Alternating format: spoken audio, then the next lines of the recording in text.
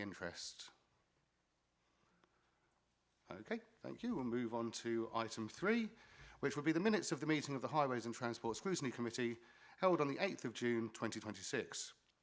This item is to approve and sign the minutes of the last meeting on the 8th of June 2026. Please turn to pages 5 to 12 of the agenda pack. The minutes are not for debate, but to simply agree that they are a correct and accurate record of what then took place at the previous meeting. If you have any questions on the content of the minutes, please contact officers outside of the meeting. Do I have a proposer? Councillor Zagorski. And a seconder, please. Councillor King. Okay, and we'll now take a vote on that. All those in favour, please raise your hands. Wonderful, thank you. All those against? And any abstentions? Thank you. Thank you. Can I just raise a point of information, please, because the statement that's been made that if we have any questions about the content, so I don't have a problem with the minutes being accurate, but with regards to raising questions about the content of the minutes outside, that means that that doesn't come back to scrutiny. And I think that I'd like to raise 2 items now, if I can, that came from the last scrutiny meeting, because there's been information that's been supplied by executive member, and I'm surprised that it's not been passed to you for you to inform the committee today of the mistake in the last meeting. Right, like I say, we can take that on board, Councillor Wright. I'll ask Jess to make a note of that. But can I raise what's wrong from the last meeting? Yeah. Okay, yes, okay. Please. Right. One of them is with regards to page 7, and the reason I'm raising this is because this is about the gritters, and it does say in the minutes that re-procurement would have to begin in due course.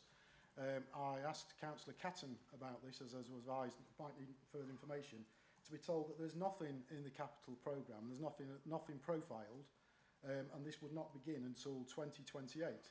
Therefore, bearing in mind Scrutiny was told that we're looking to extend the life of the gritters to 29, that leaves a very, very short lead-in time for procurement if there's nothing in the budget now, and I see that as a matter of highway safety. If our gritter fleet is going to be terminal a year later, and of course with regards to now the situation with LGR, then I would hope that somebody is going to be putting that as a major risk with regards to the handover to the new authorities, because they're going to have to act on that very, very quickly if it's not profiled. But the mistake which I thought would have been highlighted to you is with regards to Nettleham Roundabout, and within the finance for the Nettleham Roundabout, we were told as scrutiny that 3.3 million could come from devolution funding, which I must admit, it was after the meeting it occurred to me that couldn't be correct, as that money had to have been spent, as that was the money that were given in the formation of the combined authority. And I've been told that in fact that was incorrect, that we were given incorrect information, and that it came from government highways maintenance grant funding. And although Councillor Catton is happy that the money is there for that scheme to still be funded, I think that we, as scrutiny, it should be imperative that we're actually given the correct information in the scrutiny meeting for us to be able to scrutinise. So we were basically told the wrong pot of money at the last meeting, and I'm surprised that that's not come forward to you, Chairman, for you to be able to inform the committee, because I think that that's a major mistake and that should have happened. So it just begs the question, when we sat in scrutiny, that we actually know we're being given the correct information in the first place. Okay, thank you, Councillor Wright. We'll take that on board, and we'll have some of the officers look into that for you for the next meeting. Thank you. Right, so we're okay to move on to item 4 now, which would be announcements by the Chairman, Executive Councillors and Lead Officers. We do have a couple of Chairman's announcements today, and we'd like to just advise members that if we could please note that we have a scheduled informal Q&A session on the local bus services on September the 14th, straight after our formal meeting here in the Chamber. An invite has already been circulated, so please kindly be reminded to respond if you have not done so already. Thank you. Additionally, looking to our future meetings, I'd like to propose a minor amendment to the start time, pushing the start of our Highways and Transport Scrutiny Committee meetings to 10:30 a.m, starting from our meeting on Monday the 2nd of November. Brief reason for this, it's simply as we're moving into the winter months, I figured an extra half an hour might be suitable for some members who have to come from all over the county, and it might just give a little bit of extra time to attend. Therefore, seeking your agreement to move the start time of the meetings later, starting at 10:30 a.m. from the 2nd of November 2026. Do any members have any comments or questions on this? Thank you, Councillor Vernon. Thank you, Chairman. Will this be being rolled out across all scrutiny panels or just this particular one? And if it is just this particular one, why are we feeling the need to do this for this particular meeting? Thank you. Thank you, Councillor Vernon. I don't believe it's going to be across all scrutiny committee meetings. The reason I stated it for this one is I know we've got members coming from all over the county, and I figured as we're moving into the winter months, it might be better to give everyone a little bit of extra time to get there in the morning, just in case of any eventualities that pop up. Oh, sorry, Councillor Clark.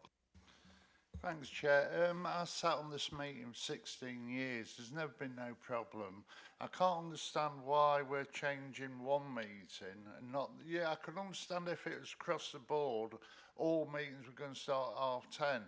But why just this one? It doesn't make sense. It was more just a suggestion for convenience of our members. We do also have, obviously, planning and other committees that start at 10:30. And it was just a suggestion, for the members of the committee. Thank you, Councillor Christopher. Thank you, Chair. As a working age councillor, the earlier the better for me, because often I need to get out of here and crack on and some money to pay my mortgage. So yes, to try and attract other young-ish and working age people, I think it's right that we maintain as we are. Thank you. Councillor Wright. Yeah, sorry, Chairman. Same vein. I mean, today I've got a meeting starting at 1 o'clock that I have to get to. So if we start taking these meetings further and further, it messes up the entire diary. I don't see why we should move it, really. Okay, thank you for the comments. Councillor Reeve, please. I'd just like to say I'm lucky. I live quite close and don't have many traffic problems, but I know, particularly with people travelling long distances, the rush hour in the morning, school and businesses and that starting, I think giving people extra time outside the rush hour isn't probably a good idea. So, thank you. Sorry, Councillor Vernon, thank you. Sorry, not to be difficult on this, but I actually feel like I am probably one of the furthest away. And as Councillor Christopher has mentioned, I also work. We make a commitment to come to this, but a 10:30 meeting sort of pushes this from being a morning meeting into the afternoon and potentially will involve a whole day out of work with travel time either side. So I'm wholly unsupportive of this measure. Thank you. Okay, thank you. Chairman, I was also one of the ones that did sort of mention the fact that it is sometimes because of traffic, it is difficult to get here for 10 o'clock or to be here, prepared. But I was happy to second, but I do believe that it may be something that we'll have to look at. If there is, if it was an accident on the A15, we would just be late because after I've done the school drop off and to get here, it's normally 9:45 to 10, which would give us enough time. But I do feel that I think members in here, if we can still get here for 10 o'clock, we can have a look at it. And if there is any severe weather warnings, then maybe we'd have to delay the meeting until we were quorate, if that did happen. So I feel that right now, I think the committee is quite happy where we are. Thank you, Chairman. Thank you, Vice Chairman, and thank you everyone for your comments and suggestions. Sorry, Councillor Bean. Thank you, Chair. While I appreciate the sentiment, I have to agree that I think keeping the meeting at 10 o'clock is for the best. Thank you. Wonderful. Thank you very much, everyone, for your suggestions there. So we won't be taking that forward. And moving on, I'd just like to ask whether there are any announcements from our senior officers, and is there anything you would like to announce, please? Thank you, Chair. I just wanted to raise a question or raise a subject that I think will be on everybody's minds, and that is of the local government review. So by now, committee members will hopefully have seen the announcement regarding the local government reorganisation. And whilst it's really early days, we just wanted to take the opportunity to reassure members that over recent months, senior officers have been doing a considerable amount of work behind the scenes to understand the implications of each of the options that were under consideration through workshops, service reviews, discussions with colleagues and partners. We have built a really strong understanding of the challenges, the opportunities and the risks that this reorganisation brings. And that means that we start this phase now, we have some certainty in a much stronger and solid position, and we're not starting from the very beginning. Jonathan Evans and I have been asked to lead local government reorganisation on behalf of the Place Directorate, so obviously that's important for this committee because highways and transport falls in place. As part of that work, we've established a governance structure and a project team to coordinate Place's involvement throughout the transition process. And our role will be to ensure that the breadth of Place services, our statutory responsibilities and our operational requirements, our future ambition are properly represented. We recognise that we all need to work closely with colleagues within other directorates within LCC, but also within district partners and wider organisations who work with us, including the public sector, but also most importantly, the private sector organisation.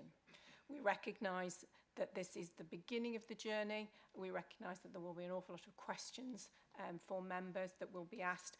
Every single paper I suspect that we will bring will have a view as to, well, how does LGR impact upon this? So it will take us quite some time to begin to work through this. But for me, the key message is a simple one. It's of significant change, but it's also of significant opportunity. And please be reassured that officers have been working towards this day for some considerable time. Thank you. Thank you, Nicole. And I believe we have Jonathan. Yeah, another one from me, if that's okay. It was just to announce members of the committee are invited to attend a Highways Innovation Day being held and hosted by Balfour Beatty at our Horncastle depot on the 16th of September.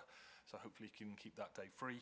The event will showcase a range of innovative projects, programmes, technologies and solutions from a variety of supply chain partners, providing an opportunity to see firsthand how innovation is helping to improve the highway maintenance, safety and service delivery. We look forward to welcoming the committee members to the event, and further details will be shared in due course. Thank you. Thank you, Jonathan. We shall now move on to the next item, which is item 5, Investing in Lincolnshire Local Transport Grant Programme. This pre-decision scrutiny report can be found on pages 13 to 206 of the agenda pack. The report invites the committee to consider a report on the Investing in Lincolnshire Local Transport Grant Programme, which is being presented to the Executive Council for Highways and Transport for a decision between 27th of July 2026 and the 31st of July 2026. The report will be presented by Sam Edwards, Head of Highways and Economic Infrastructure. Over to you, please, Sam. Thank you. Thank you, Chairman, and morning all. So, over a year ago, the government set out a long-term funding stream, and in this case, this is 4 years, regarding the establishment of the local transport grant. So we've been working a lot of work in the background to pull those projects together, and what we're presenting today is what we is quite an exciting opportunity for a substantial investment in Lincolnshire. What I want to be clear is, within this paper, this is not seeking approval of these individual schemes. That's really important. This is a funding paper. This is seeking approval to submit these funding or these business cases for funding to the CCA. There's a reasonable level of detail within the appendices about the business cases, but again, I want to be really clear here. This is a appropriate level of details at this stage of the project. So we won't know all of the details because that comes in the next steps should the funding request be successful. So what there will be is, subject to the successful or the approval to submit these and the successful review of them by the CCA, and that might be for some, maybe not for others, we will then come back to the committee later in the delivery of the individual schemes for a key decision to deliver the scheme. So there is no commitment at this stage to the projects. In forming this programme of works, we've taken all of the counties or looked at all of the strategy and the policy documents. So this wants to be a data-led sort of process that we've gone through. So as part of that, we've also looked at schemes that are deliverable within those 4-year period, which is really important about building credibility between the County Council and the Mayoral Combined Authority in that delivery stage. So that means understanding what broadly we are looking to deliver, understanding the range of risk that's involved, the cost envelope that would be needed to deliver it, also the benefits that come from it as well. What we've tried to do as well is to disaggregate the type of scheme. So we've got a good range of types of projects, from capacity to active travel, transport enhancement, road safety, and new roads in there, which hit all of the government's triggers that they're looking for, but also a reasonable geographical spread of those across the whole of the county as well. Clearly, we can't get to everywhere in the county, but what we've included in the paper is a distribution of funding over the last sort of nine years or so, which does give a good spread across. So, subject to the views from the scrutiny and therefore the subsequent approval from there, we would submit these bids later this month to the CCA. That will then get reviewed at the Mayoral Combined Authority's September Transport Board before they submit them to the DFT. So I'll pause there and ask if there's any questions on the paper presented. Thank you. Councillor Reeve, please. Thank you. I'd just like to say I'd like to give my approval to seek funding for the A15 to the county boundary widening project. It's not just that road, it's the knock-on effects of the other roads. The other roads aren't designed to take the traffic flows. That causes its own problems.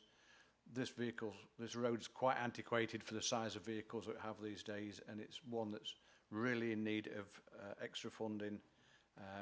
Hopefully at some point in the future, new traffic flow figures will be gathered so that we can put forward a new set of figures as opposed to using the 2017 figures, and that'll help get the funding brought through and deliver the project if we can achieve that. So I give my full approval. Thank you very much. Councillor Wright. Thank you, Chair. Similarly, I'm sure Sam would expect me to say this one. The Sleaford to Ruskington active travels. I mean, we thought we'd had this before. We thought we had funding some years ago, didn't we? And it didn't appear. So, but the thing with this is it's actually where, you know, we've moved around the county to put cycle tracks in and walkways, and they're not always used or sparsely used. But this is 4 miles that is very regularly used. And people are cycling between the two, they're walking between the two. I do it, and unfortunately it's deteriorating, and so we'll actually end up with less active travel unless we get something done about it, because, you know, in parts it's not great to cycle. So I'd hope that this would go through and look very much forward to seeing that improvement to a very well used foot and cycle way.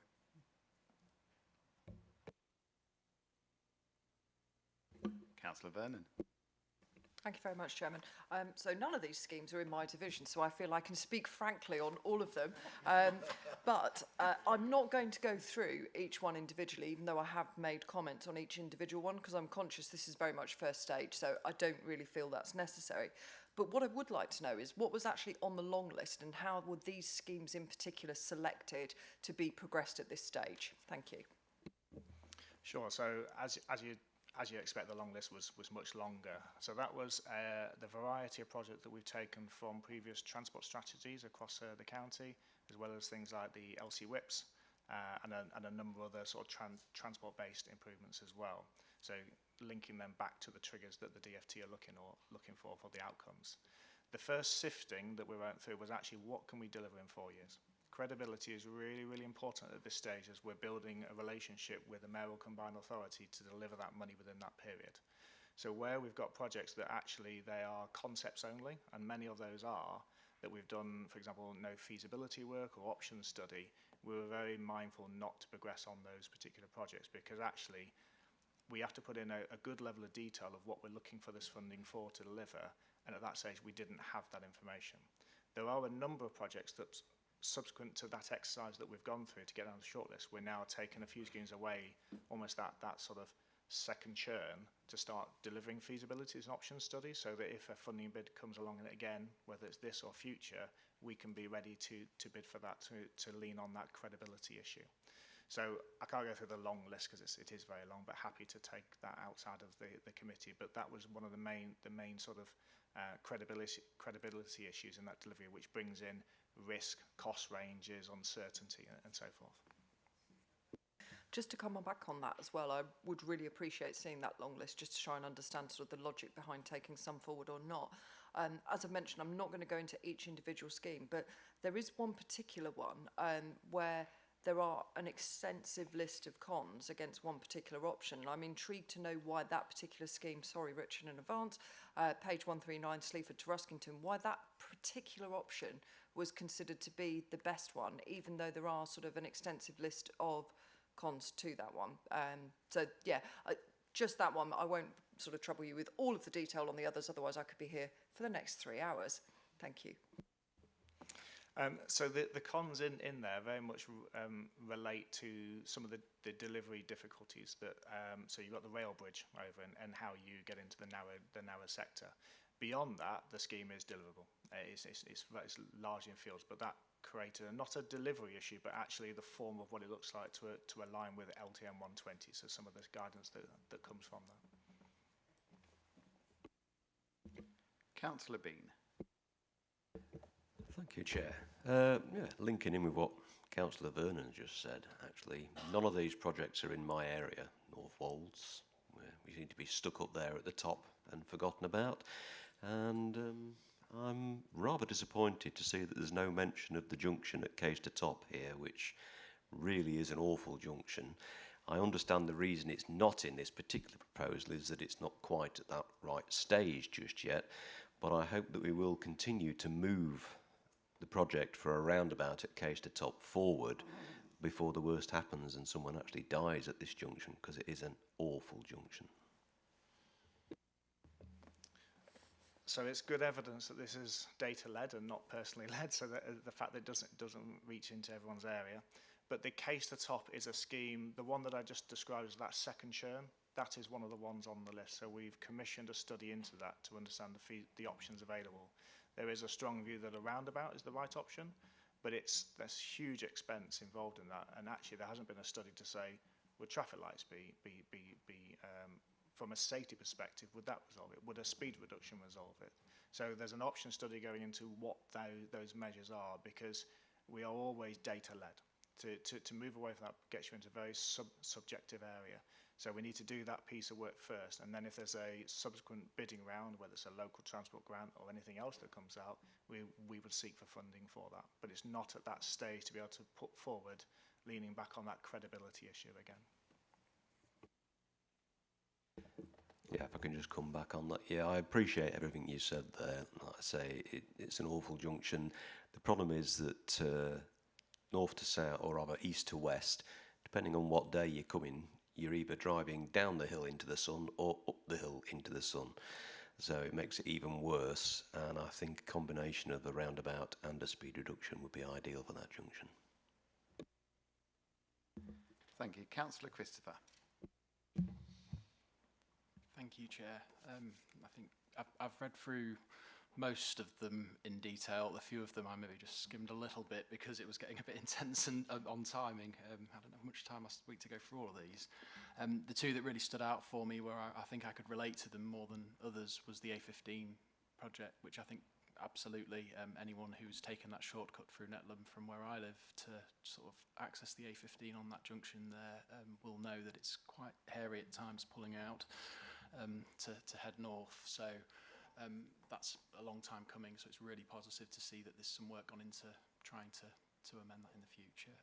And also the cycle route, which is obviously a lot closer to my area, because I think on the Kennel Lane to Rugby Road junction there, about 4 years ago I went to a meeting at Fiskerton Community Hall, I think it was, and there was a group of avid cyclists that had all come together, and they were all discussing heavily that it's not so bad getting to Lincoln, but actually if you live in Fiskerton and you want to get to Reetham, it's those cross sort of village connections which are often the issue for them, and I can see why it would be difficult to justify spending huge amounts of money on improvements there, because there's so many of them that you would need to do to make that a fair way of dealing with it. However, that route is good. The only question I would have on that one, and I'm sure it has been given some consideration, is of course in the future I would hope that the roundabout there will be dealt with as well, which there has been some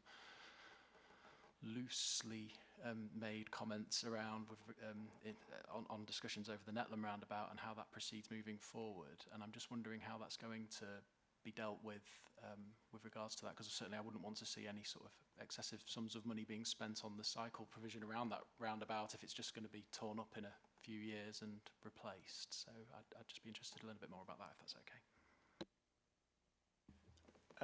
Yeah, so Rugby Road roundabout, the improvements there, that's one of the other schemes that are on this list. So the idea was that the footway cycleway, the actual travel improvement from Kennel Lane to Rugby Road roundabout, and the Rugby Road roundabout improvements would all potentially be delivered separately, but they mix together, and that they would also work with the works that we're doing at Netland Road roundabout. So, for example, Netland Road roundabout, Rugby Road roundabout, and Rise Home that we did finished in 2020. They were all built future-proof for dualling between those as well. I'm not saying that's not a scheme on this list at this stage, but we want to think to the future rather than having to rebuild those the infrastructure for a second time should we need to dual it in the future. So yes, that the Rugby Road roundabout is, as we build Netland, we'll push the problem further down, and in the phasing, that's what we're seeking funding for to invest into as well.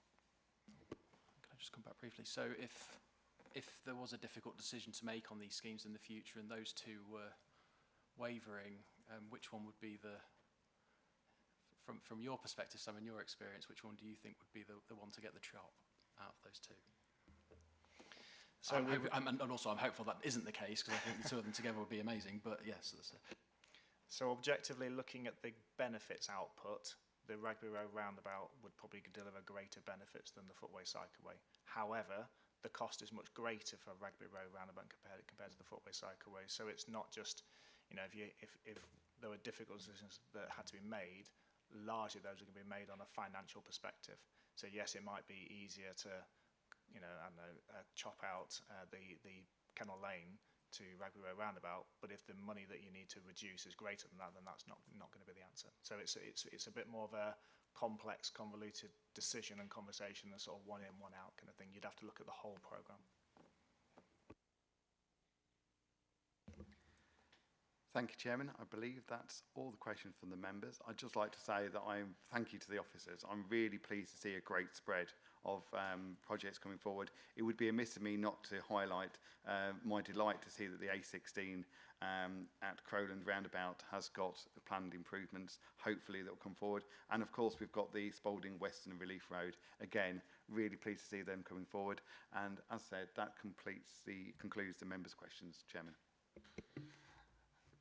Thank you, Vice Chairman, and I'd like to thank everyone for your questions and comments. And as we have concluded the discussion of this item, just remind everyone that a summary of all of our comments as captured by the Scrutiny Officer will be shared with the Executive Councillor for their consideration. I'd now like to move that the committee has reviewed and scrutinised the report to the Executive Councillor for Highways and Transport, and I'd like to ask everyone to please raise your hand if you agree. Thank you, that is agreed. Now, moving on to item 6, the Scrutiny Committee Performance Framework of 2026-27 for Highways and Transport. This pre-decision scrutiny report can be found on pages 207 to 216 of the agenda pack. The report invites the committee to consider a report on the Scrutiny Committee Performance Framework of 2026-2027 for Highways and Transport, which is being presented to the Executive Councillor for Highways and Transport for a decision between the 27th of July and the 31st of July 2026. The report will be presented by Jonathan Evans, Head of Highways Client, Mike Reid, Head of Transport Services, and Sean Butcher, Head of Asset and Local Management Services. I'd like to invite the officers to make the report. Thank you. Thank you, Chairman. The Corporate Performance team have been undertaking an annual review of the key performance indicators to be reported to each scrutiny committee in 26-27. And the executive directors have been liaising with the executive councillors to establish the 26-27 framework. Following a request made after the Growth Scrutiny Committee on the 24th of March, a revised approach for all scrutiny committees has been agreed. The new approach gives all scrutiny members the opportunity to review the key KPIs, as shown in Appendix A, and put forward suggestions and changes. Details of the actual scores will be presented in the next two papers. This paper is just about the appropriateness of the actual measures. It's worth noting that the measures outlined in Appendix A are the Scrutiny Committee performance, are not the Scrutiny are the Scrutiny Committee Performance Framework. These measures sit below the Council Plan Performance Framework, which provide transparency on how the commitments in the Council Plan are delivered. From a highways perspective, we've got 4 items: condition of the principal roads, condition of the non-principal roads, condition of the unclassified roads, and public satisfaction with the highways and transportation services.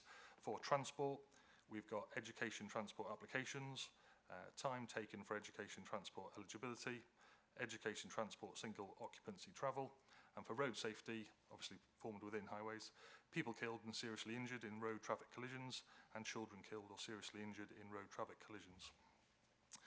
Speaking on behalf of, I guess, Mike and Sean, we believe these are the correct strategic measures that we collate and benchmark, and that's because we do that with other authorities.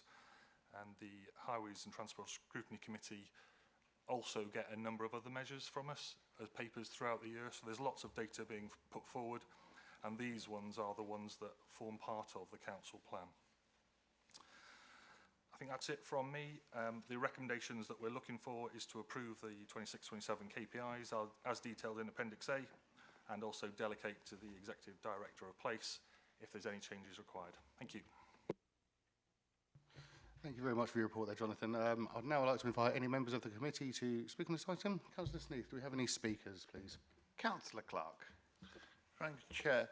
Jonathan, I might have missed it, but the KPIs, do they cover pathways? Because, you know, when you live in urban areas, a lot of people use the pathways. Thank you, Councillor Clark.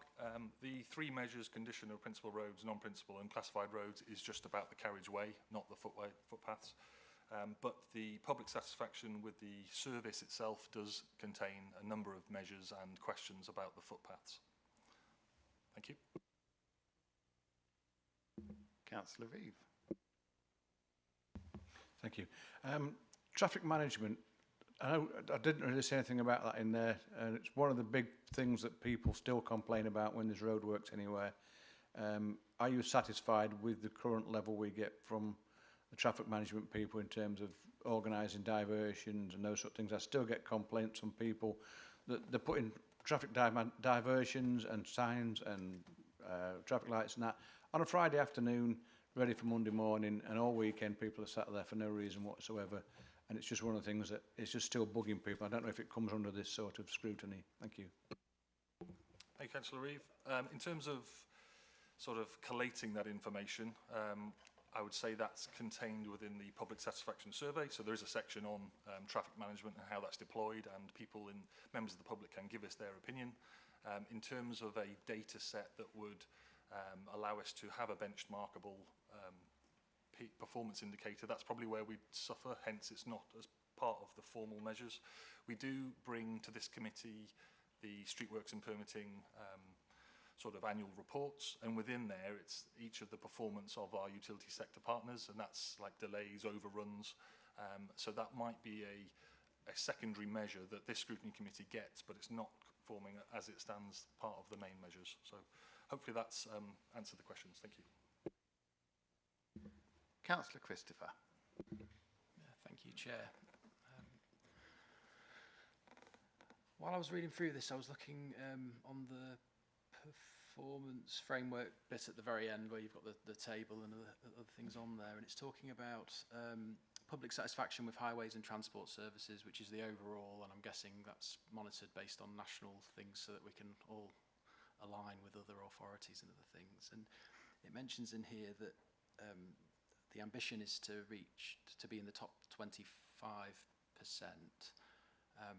but our short-term ambition is to get into sort of the top 50. And I'm just wondering whether, I sometimes think it's easier to sort of take shorter steps rather than to have that big ambitious target, which I think, considering the sprawling size of our network and whatever else, is quite a high benchmark for us here, because we do have a very complicated network. So I'm just wondering whether that's necessary, whether actually it would be easier for officers to sort of work with something that for me would be more achievable, which is to sort of set that lower benchmark, but really, you know, expect results on it to some extent. But I'd love to hear your view on that, Jonathan, if that's all right. Thank you, Councillor Christopher. In terms of the NHT survey, for the first time, I think I reported it earlier this year that we'd managed to get in just above average. So we were at, I think, 52%. So that means that we're better than, just ever so slightly better than the average authority. So for the first time in my history of working in the council, we've managed to achieve that. So that's a good step. And I guess in terms of ambition as officers, we're really keen to push ourselves, make sure we get into that top quartile. It obviously relates to service delivery, the condition of our highways and numerous other things, spend being one of them on the highway service. And I guess it's for this committee of, if you think we want to just set a target at 50%, personally, I think having aspirations to go that bit further is where we should be. Hence we've sort of said 75 and above, as that's our ultimate goal on public satisfaction. It's a big target and it'll take some time to get there, but I do believe it's the right thing to do. Thank you. Sorry, just to come back. So I suppose I just feel that it should be an achievable target that's set that we can see and we can monitor on an ongoing basis. So of course these things tend to come round annually, or I mean some of it's quarterly, but you know everyone's looking for the annual document, and I just don't see the sense. I can of course see the sense in having this sort of aspirational thing of, oh, you know, we want to get up to this point here, but from my perspective it's about looking at what we're doing year to year that's actually creeping us closer and closer towards that goal, and it just feels a bit sort of wide-reaching there. I'd much rather have somebody be brave and commit to, we're going to get into the top 40, you know, we're going to be 45 or 45% or higher, and see that moving forward, and to give the team something to focus on in trying to achieve that with our public as well, when it comes to them telling us how they feel. Just a quick reply from myself. In terms of the short-term target, it is 50%. So that's probably the threshold that we're trying to meet. For the first time, as I say, in my history, we managed to get 52. For the previous 4 or 5 years, we've been below that figure. So I think there's a success in itself. And I guess just within that text, we're just trying to outline where we want to be long term. So I'm happy to remove that text if that's the desire of the committee. Our short-term target is just keeping it above average. Sorry, Councillor Christopher.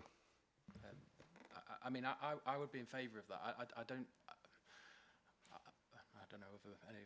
Certainly, I'm sure some of you will maybe disagree with me, but I just feel it should be what is the target that we're trying to achieve year to year, so that we can actually see that and monitor that against that, rather than a larger aspirational one, which I don't realistically think is likely within a year. It doesn't make sense for me to sort of be focusing in on that and seeing it. But I don't know if any of my colleagues have got any other comments to make on that. Thank you. Just quickly, Councillor Sneath. I think Councillor Christopher just raised a good point in the fact that we've managed to achieve 52 and it's taken a long time to get there. I think that if, as a committee, let's keep it above 50. Let's set that, let's keep it above 50. We all want to be, you know, 75% and above. But let's think about what is achievable and let's not get people disheartened. We are pleased that we're above 50%. It's taken a long time and a lot of effort to get there. Let's congratulate everybody and say, let's keep going, let's keep pushing, let's keep that percentage going up. By all means, let's get to 75, but let's make sure that people aren't disheartened by keeping it at 55, 60, missing it out by 72. I think Councillor Christopher just raised a good point. Let's keep morale going, and I think that would be, you know, let's just keep pushing harder. Thank you. Councillor Vernon. Thank you, Chairman. First thing I'd like to say is thank you very much for the report before I head into my comments. I just think that's important that I've read and acknowledged. I don't think this is very detailed or ambitious at all, if I'm honest. So we've got the top 4, fine, no problem at all. Rightly so, particularly, the road safety cannot have a KPI, and it would be entirely inappropriate for there to be a fixed KPI. So in terms of us looking at specific KPIs, I'm not sure why they're there. I can't really see the need for them to be there when we can't say, oh, we've done this or we haven't done this. And I feel the same slightly about educational transport, because I note there that we can't really have a specific KPI. So to me, there's nothing to discuss with these. There are no KPIs that we can sort of say, great, we've met this. So I'm not really sure why they're there in the first place, to be honest. And with that in mind, I would like to possibly suggest sort of some further detail, and it drills down much further, sort of drainage and gully cleansing, fault fixing, times for those. And equally, sort of, again, I note this comes under the Places to Directorate, but sort of specifically, it is traffic. But again, I recognise that planning do not have KPIs. TROs, sort of what's the time frame for getting through the TRO process? Because that seems to be taking an awfully long time at the moment. Now, whether that's appropriate to come to this committee or whether it's felt to be more appropriate somewhere else, I understand. But you can't put a KPI on the planning committee, and they're certainly not going to be discussing KPIs as we are. So is this the place for that to be there? But yeah, the top ones, no issues at all with, but I can't really see the point of the others when we can't say, oh, marvellous, we've done this. There is no real purpose. And I hasten to add, rightly so, we should not be sort of having a KPI on these sort of killed or seriously injured in accidents, but there doesn't really seem any purpose for them to be there. Thank you.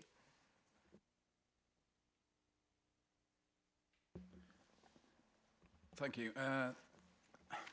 In terms of education transport, I think that's a fair challenge, because the information that's in there, I wouldn't necessarily say is a KPI, because there's no target. It's a data which has been presented.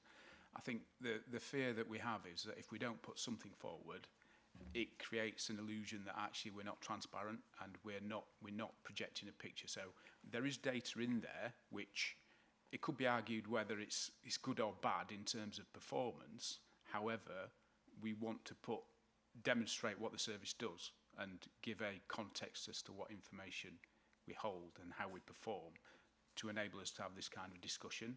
I think if we withdrew, and we're always happy to talk about what the possible performance indicators could be, but if we couldn't come up with something better and we really challenge the whole idea of what a KPI is, we may end up having nothing in there. So I think I accept that it could be better, but we don't have another solution.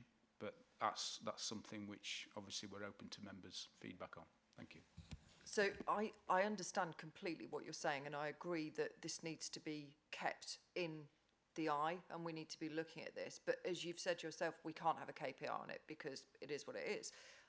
With that in mind, we obviously have our reports that come through to us anyway on highways performance, and they're included in those highways performance reports. So if we're creating a summary of sort of the most, I don't want to say the most important, but sort of the key KPIs for this committee, I'm not sure ones that can't be benchmarked should be on that key sort of 9 that are there. I don't feel there's any benefit to those being considered as sort of the KPIs that will be considered, because they're already being considered in the performance manager report anyway. So yeah, those are my views, but obviously open to others as well. Just on one of the points Councillor Vernon raised was about the other measures within our Highway Works contract. As you say, we've got a paper today that talks through 40 individual measures. Gully cleansing is one of them. We do have, as part of the corporate plan, a measure that is like a super measure. It's an average of the 40 measures, so that it gives, at a strategic level, a snapshot of how the service is performing. It might be, if the committee want that sort of feed into the performance reporting, that maybe we bring in the extra line there. So what is already a corporate plan performance indicator, we bring it to the scrutiny committee.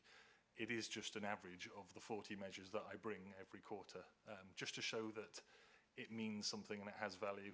But I guess you're not missing out anything from a scrutiny committee, because I'm updating on them individually at every quarter anyway. So there'll be very little benefit for this committee by doing that, but it might be worth adding as an acknowledgement that that's also coming through.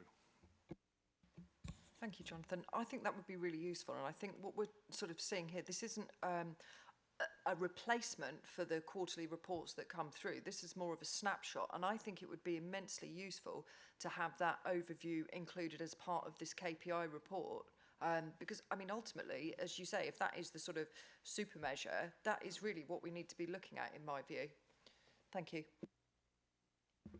Thank you, and I'm happy to support that as well. Councillor Chain. Thank you, Chairman, and thanks, Jonathan, for the report. It strikes me that clearly we were well aware that we have a large amount of unclassified roads, and it is the unclassifieds that's bringing us down on the national scale, and I thoroughly agree with the idea of doing something about that. But can you reassure us that that is not going to be to the detriment of maintaining the higher class roads?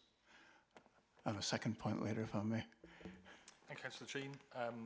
Within the performance report, which is the next update, we're giving feedback and data of last year's principal, non-principal and classified roads. So I'll be able to answer that question in the next half an hour, hopefully. But it's generally positive news and should be well received. Thank you. Thank you. With regard to safety, road safety in particular, there have been a number of times where requests by public or indeed the councillors for changes to junctions has been downplayed or refused because of the lack of data on incidents at particular junctions. But this seems to be something that's never really addressed.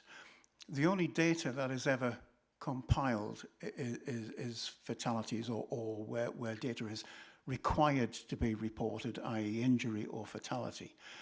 But an awful lot of junctions do suffer with minor injuries or rather minor incidents, damage to property rather than to people. And I just wonder if there's not something that we could do to address that. Has anybody ever tried to gain information from insurance companies or that sort of thing on a scale, a county scale, at least for us, where we can pinpoint hotspots and add that to the information currently available? Thanks. Yeah, I'll take that one. So yeah, we do, obviously, if we get reports of any serious incidents or crashes, then we'll investigate that. We create our own hotspots in terms of junctions, and those are the ones that we will put forward in terms of funding opportunities. Collating data, yeah, we do engage with lots of parts of the authority, but on the insurance companies, I'm not too certain, so I'll do some investigation on that and get back to you outside the meeting. Thanks very much. Thank you, Chairman. Councillor Bean. Thank you, Chair. Yeah, having worked in an industry where we blindly chased statistics and KPIs and KPTs at the expense of actually getting the basics done, I'm just seeking some reassurance that the same thing's not going to happen here. We need to look after the basics first, and chasing these targets is an aspiration, and it's a nice to have, not a must have. It's a good question. For each of the measures, they're probably a slightly different answer. So I'll speak on behalf of the highway ones. So in terms of our condition, that is our strategy for this administration at this moment in time. So our strategy is to hold our principal roads and non-principal roads in a static condition, and we're doing accelerated improvement on the unclassified. So that is what the highway services is focused on doing at this moment in time in terms of funding. We're allocating our highway maintenance block and the county council funds to deliver those targets. So that one probably is at the expense of other things, but that's, as officers and as a council, we've decided that's our strategy. In terms of the public satisfaction, I think what we're trying to do here is inform members of the public about the works we do, but as you say, it's not at all costs sort of thing. We're not hand-delivering letters to every resident at the cost of not getting the work done on the network. So I think we're taking a pragmatic approach to that one. And I guess a similar question for Mike and Sean, if we were to answer. Yes. The teams don't, I think it's very different to highways, which is a lot more easy to produce KPIs and have those measures. But in terms of transport and education travel, the teams always perform as well as they can. They're not looking to improve KPIs. They just do the best job that they can. This is a bit of a look back at representing what we've done over time. We have an amazing amount of data, but it enables us to review what the picture has been and look at certain elements of performance and think, is there something we can do in that area to actually improve something? But it's not driven by, completely accept what you say, it's not driven by a need or an aspiration to improve a KPI, because that's a bit spurious in my world. I think it's ultimately, we're putting the children first and delivering the policy that we've got within very strict financial restrictions. So, thank you. Yeah, in terms of road safety, I think Councillor Vernon expressed exactly the right attitude. We don't want to set targets in terms of KSI, but what we do report on is a national recognised figure that we can look at trends and benchmark ourselves against other authorities, recognising exactly what you've said, Lincolnshire's roads are different, but we need to understand why those figures are there and then see if there's any trends that we need to influence and change our approach. So that's why we set them. Would it be possible, could I just come in? I think everything that's been reflected from the committee members today are all the kind of conversations that we've had amongst ourselves as officers. I think this committee particularly benefits from a wealth of data, and that's kind of quite not a luxurious position to be in, but makes us incredibly informed. So to try and distill down all of that data, all of those performance requirements that are requested from the Department for Transport and other ministries, we are scrutinised incredibly harshly, rightly so, because this is really important to us and this is really important to our residents. To try and distill that down then into 3 or 4 meaningful KPIs is quite the challenge. What I can assure you with Councillor Bean is that we are not simply chasing data for the data's sake. The data is being produced because Jonathan and Mike and the teams have spent an enormous amount of time building our capacity to actually make us informed, which then enables us to make much better decisions. Rightly, you should be challenging us and asking us about the condition of our network and our ambition to improve that. I absolutely take Councillor Christopher's point about, is our ambition too far, and I've probably never had that challenge before. But equally, parents and carers should be challenging us on how long it's taking to process travel eligibility, because that's such an important key part of a child's life. So it's right that we're held to account to make these meaningful. I think amongst the wealth of data that we have is quite the challenge. But however, your reflections give us confidence, because you are raising precisely the same challenges, queries and questions that we have had raised to ourselves. I'd just like to thank the officers for their answers. Like I say, I'm reassured to see that the KPIs are as a result of performance, and that we're not going to detrimentally affect performance in the pursuit of KPIs, because I've seen what that does. Thank you. Councillor Reid. Thank you, Chair. Thank you for the report, Jonathan. Personally, I think complacency must not creep in. Lowering targets just so that we can achieve them achieves nothing. High benchmark targets are very desirable, especially when I look around other local authorities and I see that their failings, if we're benchmarking ourselves against a low target, that's a bad thing. I think we should have a stretch target, even if it's never achievable, because failing to meet a target doesn't do any harm. It should just drive people to push harder to meet those targets. So rather than bringing the target down, I say put the effort up. I don't expect a response from that, it's just a statement. Thank you. Thank you, Councillor Reeve. Did any officer want to respond to that at all, or no? Oh, Chairman, I believe that concludes the members' questions. thank you very much, Vice Chairman. I'd like to thank all the members for your questions and comments. This does now conclude the discussion of this item. A summary of our comments as captured by the Scrutiny Officer will be shared with the Executive Councillor for their consideration. I would now like to move that the committee has reviewed and scrutinised the report to the Executive Councillor for Highways and Transport. Please raise your hand if you agree. And those against? No.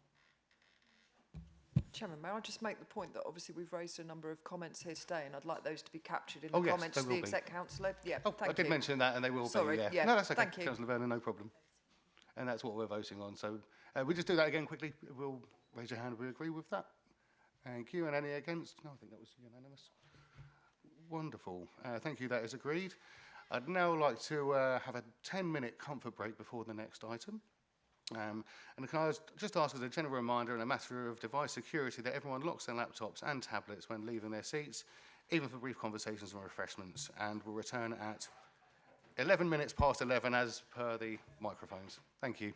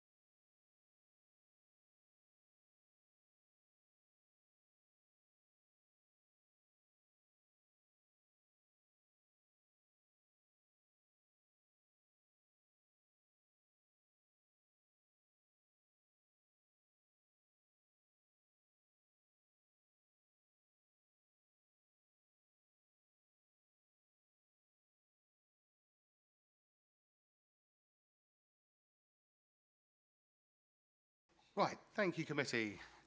After a little break, so we're back for item number 7, which would be the Highways Performance Report, Year 6, Quarter 4, 1st of January to the 31st of March 2026. This item is to be found on pages 217 to 270 of the agenda pack, and the report sets out the performance of the Highways Service, including the Highways Maintenance Schemes Update, Lincolnshire Highways Performance Report, the Department of Transport Road Condition Statistics, and the Highways Complaints Report. The report will be introduced by Jonathan Evans, Head of Highways Client. Over to you, Jonathan. Thank you. Thank you, Chairman. Similar format to previous updates. However, this is a bumper edition as outlined by the Chairman. Just to highlight, this covers from January 2026 to March 2026. And I'll start at the performance scores. For the Alliance, which is the overarching key performance indicators for LCC, Balfour Beatty, Colas and WSP, there is a slight drop from the previous quarter. The Client remains static, the same score. The Highway Works term contract, operated by Balfour Beatty, dropped, and the Professional Services contract increased slightly, as did the Traffic Signals term contract, Colas, increased significantly. Just talk through some of the details in a little bit more detail.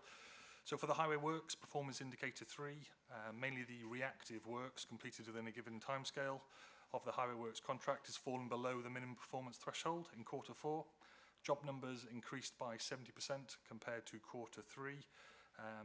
And although quarter 4 performance was disappointing, actions were taken at the time to significantly increase the resources, rising from about 23 gangs just before Christmas to over 50 gangs.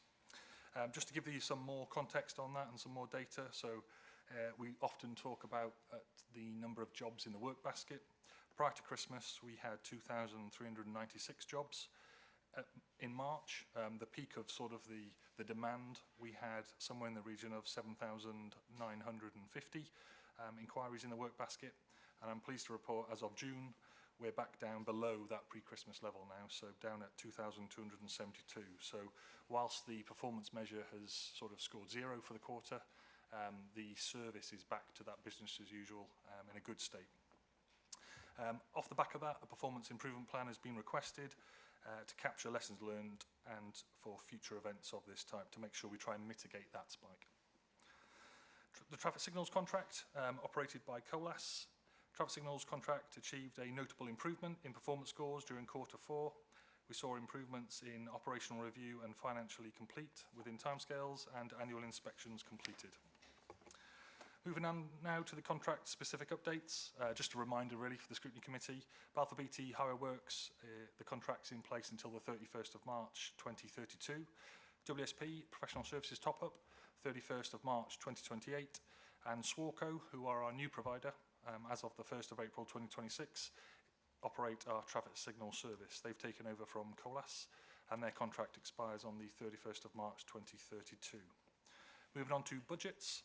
The Highway Service receives its funding primarily from 2 sources, the Department of Transport, the Highway Maintenance Block and Lincolnshire County Council.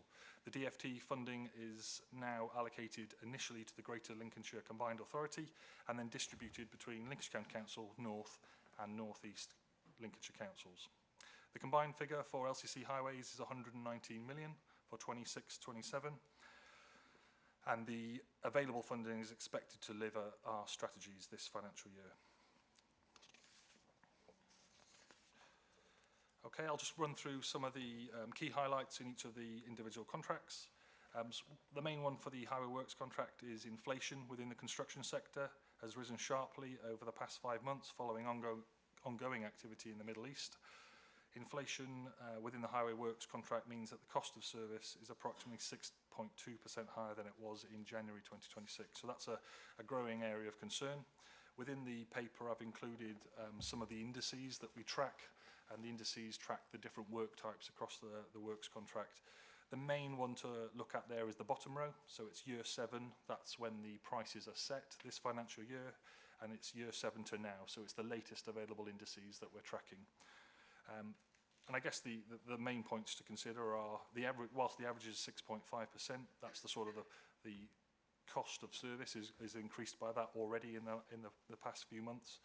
Something like a surface dressing program is currently running at 16.6% higher. and that's the sort of the cost of the bitumen and emulsions. Columns, again, metal prices linked to oil and energy heating costs is up at 12.1%.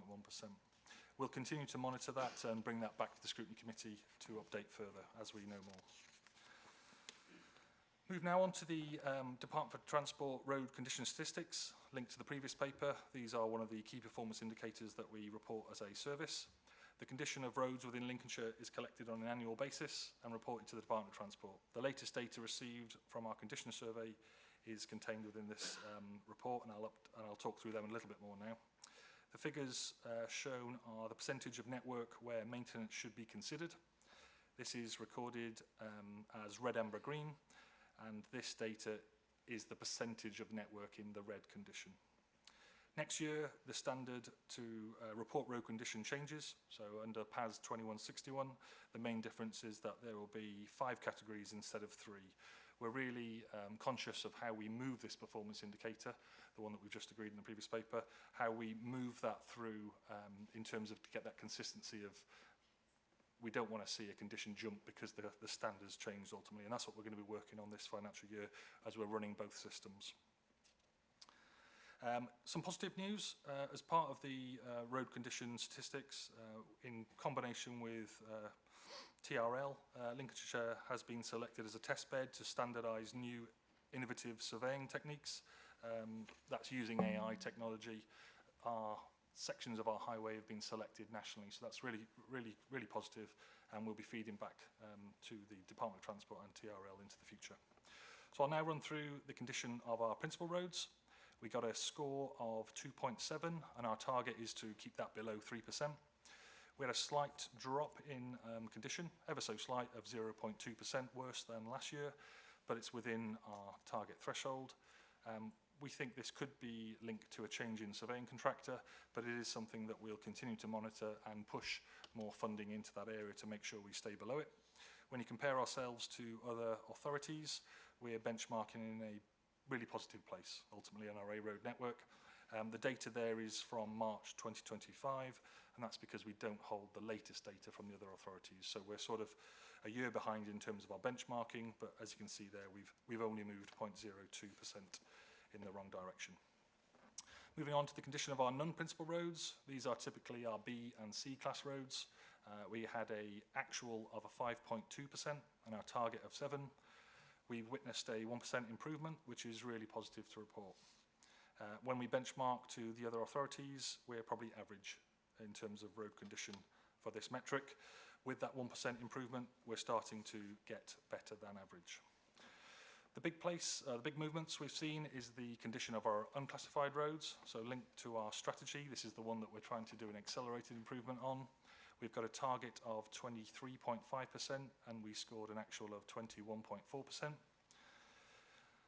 So that's a 1.8% improvement on the previous year, and that equates to around 50 miles of road has moved from needing maintenance into a green position. So that's really positive, and we've seen a positive direction of travel now for the last 7 years.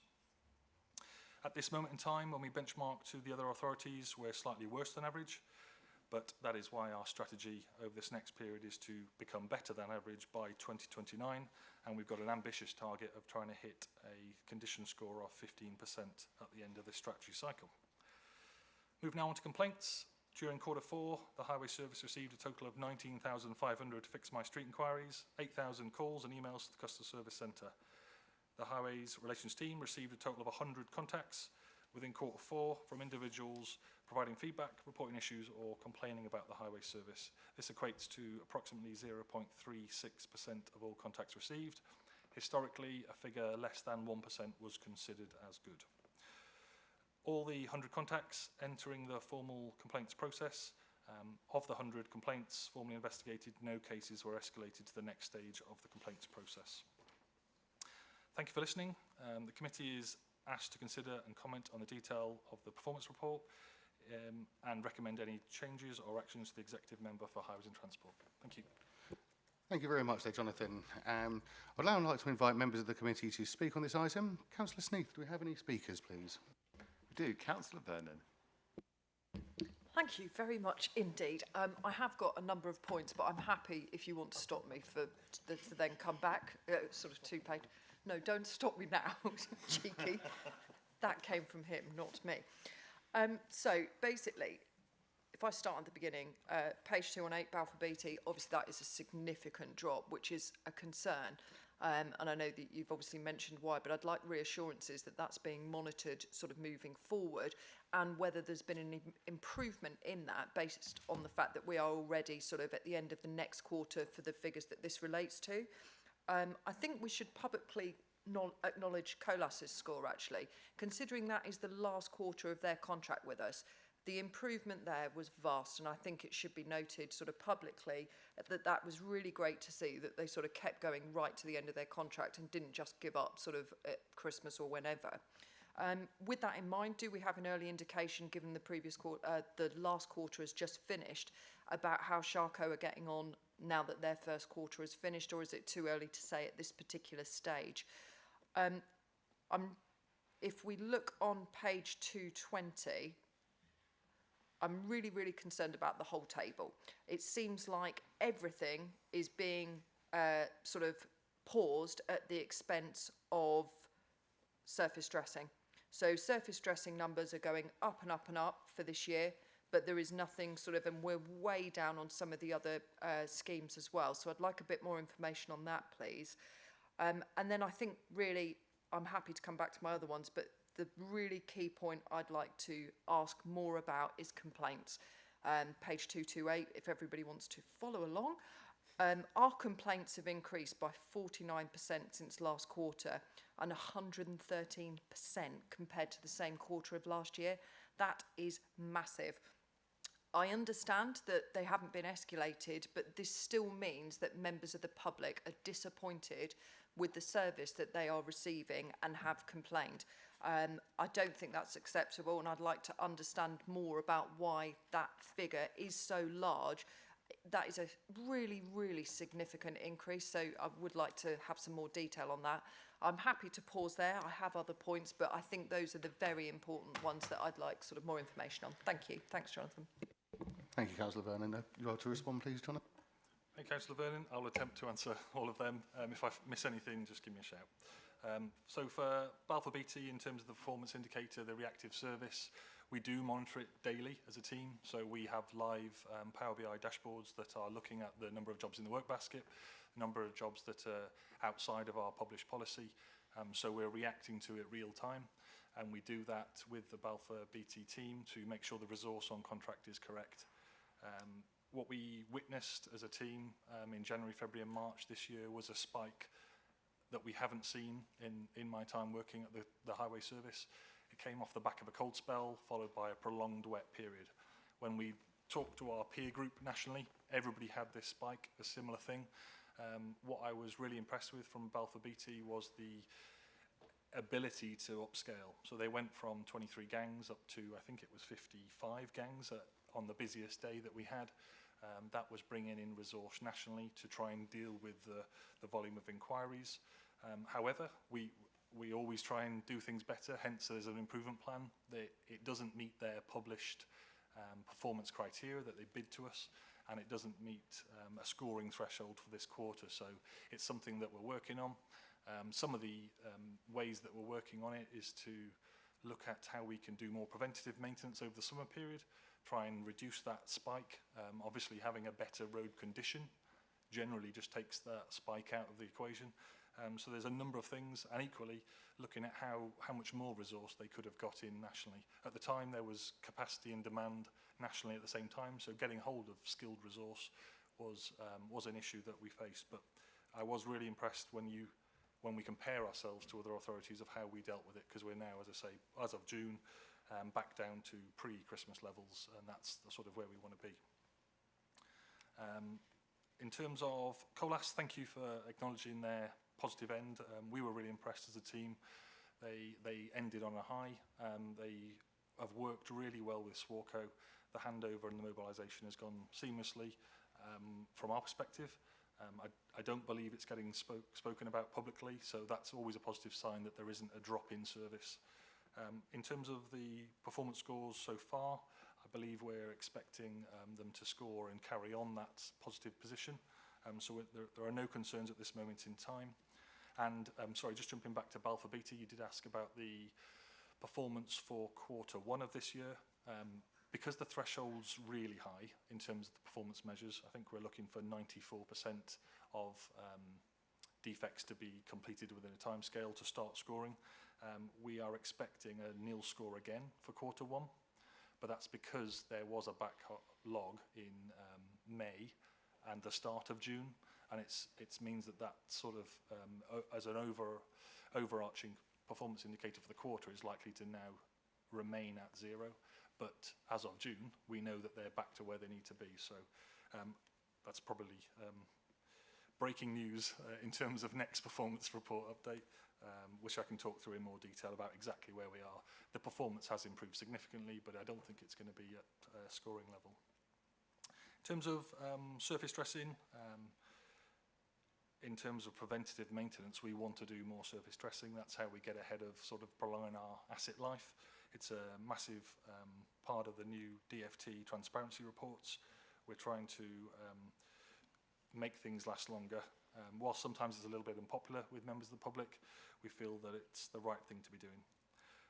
The other key point to add on that table, and I think it's noted in the paragraph above, is that we've got a lot of larger schemes this year. So whilst the number of schemes is less, they are bigger in nature.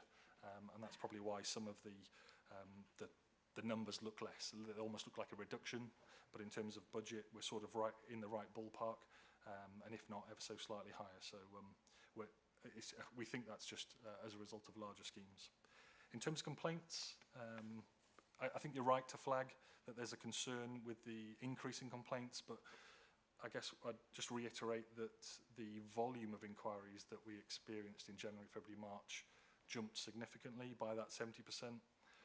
Whilst it's not an excuse, that the higher throughput of transactions resulted in a similar sort of complaints ratio. So we will still investigate all of those complaints, make sure that we're getting things right. But in terms of the volume of work that was done at that time, we didn't have a jump in terms of the complaints being higher than, as I say, 0.36% of our work volume, which is consistent with where we were last quarter. So still a bit for us to do there, and some of the complaints report does acknowledge the areas that we need to focus on, and as a management team we'll be doing that. Thank you. Thank you. Councillor Vernon? Sorry, just to follow up on that really quickly, and then obviously I'm conscious there is a whole committee to have their say as well. I understand what you're saying about the complaints increasing in line with the number of contacts that you've received last quarter, but obviously they're still up 113% on the same period last year. So it is still a large increase, and regardless of whether they're not going to sort of the next level or not, I still have concerns that public perception is that they are not happy with the service that we're providing. I'm going to bring in Tom, if that's okay for that one. Thank you. Yeah, just to for a bit more context on that, we have actually changed the process corporately from the previous year. So last year we used to do early resolution of complaints. So they didn't actually formally enter the complaints process, but they were resolved early by the specific complaints team. That's no longer the case now. They are all formally recorded as complaints, and therefore they work through the process in a different way. So the numbers in comparison to last year aren't a direct like-for-like comparison.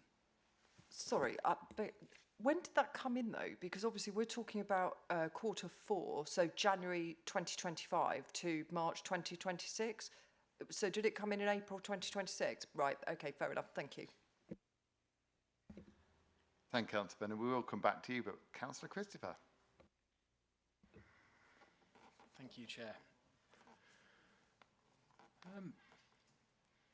I'm going to focus in, unsurprisingly for Jonathan and Sean, who I'm sure are sick and tired of me emailing about gullies and drainage issues this past few months. And really, just to share with the rest of the committee as well, I mean, during the earlier part of this summer when we had some really severe rain, there was an issue with flooding in my division. So a street flooded, which wouldn't normally under most circumstances. And of course, you sort of allow Fix My Street, you see that somebody's already reported it, and you just let it run. But I continue to get a few more bits of casework coming through from it, and I went and had a look, and I inspected, I think I'm up to sort of 40 gullies now as I've gone around the estate, and nearly half of them were blocked. And I then reported them all on Fix My Street, and the responses as they started to come back told me it's fine, it's on cyclical, essentially. And that's the message that went back to the public, that this is on a cyclical cleansing, it'll be picked up at some point in the next year or two, it'll be fine. But I know that some of those some of those pots had been blocked for much longer than that time period. So that led me to dig a little bit deeper. And I think I accept that, you know, we're on a cyclical basis. We can't always allow for what's going to fall from trees, and of course we've had to reduce the amount of cleanses that we've got going on and everything else. I understand the reasoning behind why these things can get blocked. But what was really confusing to me was that it was essentially not allowing for us to go out there and do an active sort of cleanse on those individual ones that were compacted and blocked. And actually the reason that street flooded, from my perspective, is that actually where these are blocked around it, all the surrounding streets, all the water was running down to one location. So had those ones been actively available to get that water away, it would have been far less likely that street would have flooded. And then it sort of transpires that actually there's a different approach to it. So we've got to the cyclical cleansing. Those teams go out. If they can't cleanse it, it gets reported. And I feel there's two things here, because there's been quite a lot of complaints around block gullies and other things that are coming up in this data here. And I don't feel that the message that's coming back from Fix My Street at the moment is really making it clear to the public what, in managing their expectations, because it certainly didn't manage mine. You know, I didn't think it was good enough to have this sort of single response going back. And I wonder whether that's why people are complaining, because they're reporting things on Fix My Street and they're being told, oh, this is in the cycle, it'll be dealt with. And then for whatever reason, sometimes it isn't, or it certainly isn't within a time scale that they're anticipating. So, and of course, that then leads me to think, well, where else are we getting complaints where maybe it's the Fix My Street responses that aren't really managing the expectations of the public? And I have asked for a bit more clarity on what those individual gully elements are and how we deal with it in a blocked or a compacted state versus the other. And I have now got a really good response on that. So I understand it, but I'm wondering whether it's possible to make sure that Fix My Street is reporting that back to residents that are reporting these things as well, so that they can have a clear understanding as well. Thank you. Yeah, I'll take that one. So if I think rather than specifics generally about gully cleansing, so we do have a targeted approach where certain places will be cleansed every 6 months, every 12 months or every 24 months.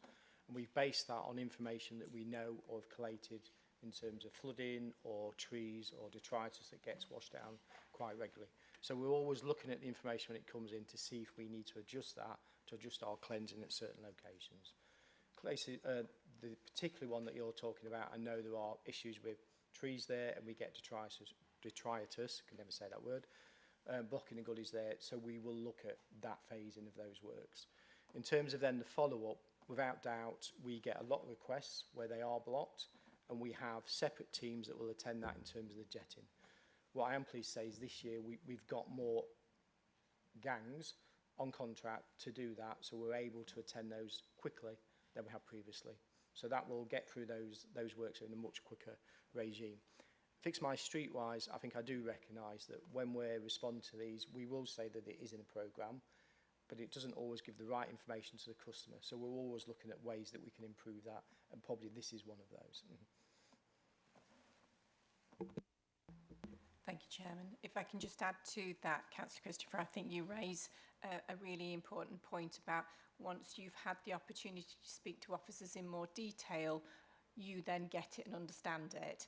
But the initial responses on Fix My Street are potentially raising expectations or slightly misleading. Given that I'm relatively new to highways as the Assistant Director as well, I've come in and asked exactly the same kind of questions, and so it is part of a programme of the way in which we communicate, and that Fix My Street is no doubt undoubtedly a phenomenal tool, really helpful, but the way in which we convey information to people is sometimes perhaps needs to be finessed and reviewed. And so I think we absolutely take on board the point that you make about raising expectations and maybe providing a little bit more detail, because then once our residents understand what the issue is, and indeed once our councillors understand what the issues is, It still doesn't fix the problem, but they feel much better informed and much more part of the issue and the solution. So it is something we are looking at. Thank you. Councillor Reeve, then we'll follow by Councillor Wright. Thank you. I'm pleased to see that new innovative surveying techniques are being deployed, but I just wonder how quickly and can they be fast-tracked. I heard of an incident last week where Balfour Beatty sent a night shift team out to fix signs on a roundabout, but they was unable to take the work forward because there was a machine doing survey work on the surface of the road that moved at approximately 1 mile an hour. And they were so delayed by it, they were sent home eventually, and the work wasn't done on that night. So I'm welcoming any changes that we can to more advanced techniques. Thank you. Thank you, Councillor Reeve.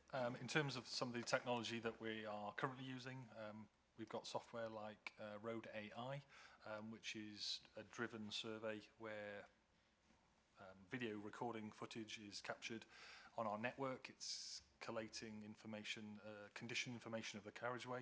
It's collating information about the sign inventory and also the lining inventory, so that informs the service of the condition of our assets, but it's also starting to generate potential defects that we can consider and intervene with as a service. At this moment in time, it's running alongside our safety inspections, and it's going to replace some of the driven inspections that we used to call coarse visual inspections. So there is movement in this area, and it's fastly moving as well. In terms of the vehicle that you came across there and the feedback you've had, the vehicle's the deflectograph. So the deflectograph is the laboratory vehicle that's looking at the lower structural pavement condition. So it's a really slow-moving, heavy bit of kit that's looking for ever so slightly depressions and movement in the surface. That's how we design and make value for money savings on a larger scheme. In terms of the error there, we should have been better at programming that as a highway service to understand that that network is occupied by the deflectograph on that night, and Balfour Beatty couldn't get on that road space or had to work alongside them in some sensible way of co-location. So I'll take that one away and have a chat with the team, but thank you. Councillor Wright. Thank you, Chair. I'm afraid it's back to Fix My Street. I've been waiting to talk about Fix My Street. And that's because I think that some of the complaints, I mean, I haven't got the proof, obviously, but I know that people who go on to complain about the response. So it's not about just raising expectations. Now, Nicole might be new to it. I used to use that excuse a long time ago. But the thing is, I know we've been having these discussions for over 2 years about Fix My Street, and we're not having a definitive answer. The problem with Fix My Street, while it's a fantastic tool and stops 90% of the emails we used to send in, having to email, is it gives you the wrong information. The number of times people have been told that something's either in progress or fixed, and it's not, because somebody's pushed, because it's been logged as a job. And so I think we've got to the point now where we need to, I'd like some definitive answers when we're going to do it, because we said we're going to try and do it, and it's in progress, and hopefully it will get there. And we've been hopefully getting there for an awful long time on this matter now, and it's still happening as of today. So can we actually have a date when we're going to say, what is it we want to do with Fix My Street? Instead of thinking it's being helpful that the job's been picked up and it then gives the wrong answer out, as in fixed, when it's not, it's going to be fixed soon. Wouldn't it be better not to say that, because otherwise people are going out and expecting to see this problem fixed, and it's still there, and so they think that either we're lying or the system's wrong. So we need to do something now, because otherwise it's just going to, as I say, I'm sure people on the other side will know we've been talking about this for quite a long time about the message on Fix My Street. And say, if the problem's still there now, let's just decide one way or the other what to do about it. Thank you, Councillor Wright. I'll attempt to answer that question as best I can. In terms of the volume of inquiries Fix My Street's dealing with, it's probably somewhere per annum about 40 to 50,000 inquiries from members of the public. That's coming into the service. They're normally to raise a fault or raise an issue with the highway service. In terms of the updates that it deals with the system, they are largely automated off the back of jobs that the officers of the council and the contractors working for the council are raising. So we estimate that something like 250 to 300,000 transactions back and forth. So it's a really powerful bit of front-end software. And I think in the previous committee reports, I've sort of indicated the cost per annum is around 25 to 30,000. So it's a really powerful tool that the service relies on ultimately to update members of the public and also take those inquiries as faults. In terms of the wrong information, it's not a fault of the system, it's the fault of a user. So somewhere in that system, an officer or the contractor, if it is a wrong selection, will be selecting a status that's triggering an automated response back to the member of the public. That's what we need to, as a service, mitigate, reduce and work on. But I would, from the data that we hold, in terms of that 250 to 300,000 transactions, the volume that you get as a councillor are probably the bad ones. There are a lot of successful transactions going through the system.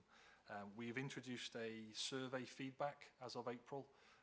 The responses that we're getting are generally positive so far, but that's new information to us, and I'm really keen to bring that back to the Scrutiny Committee to give you that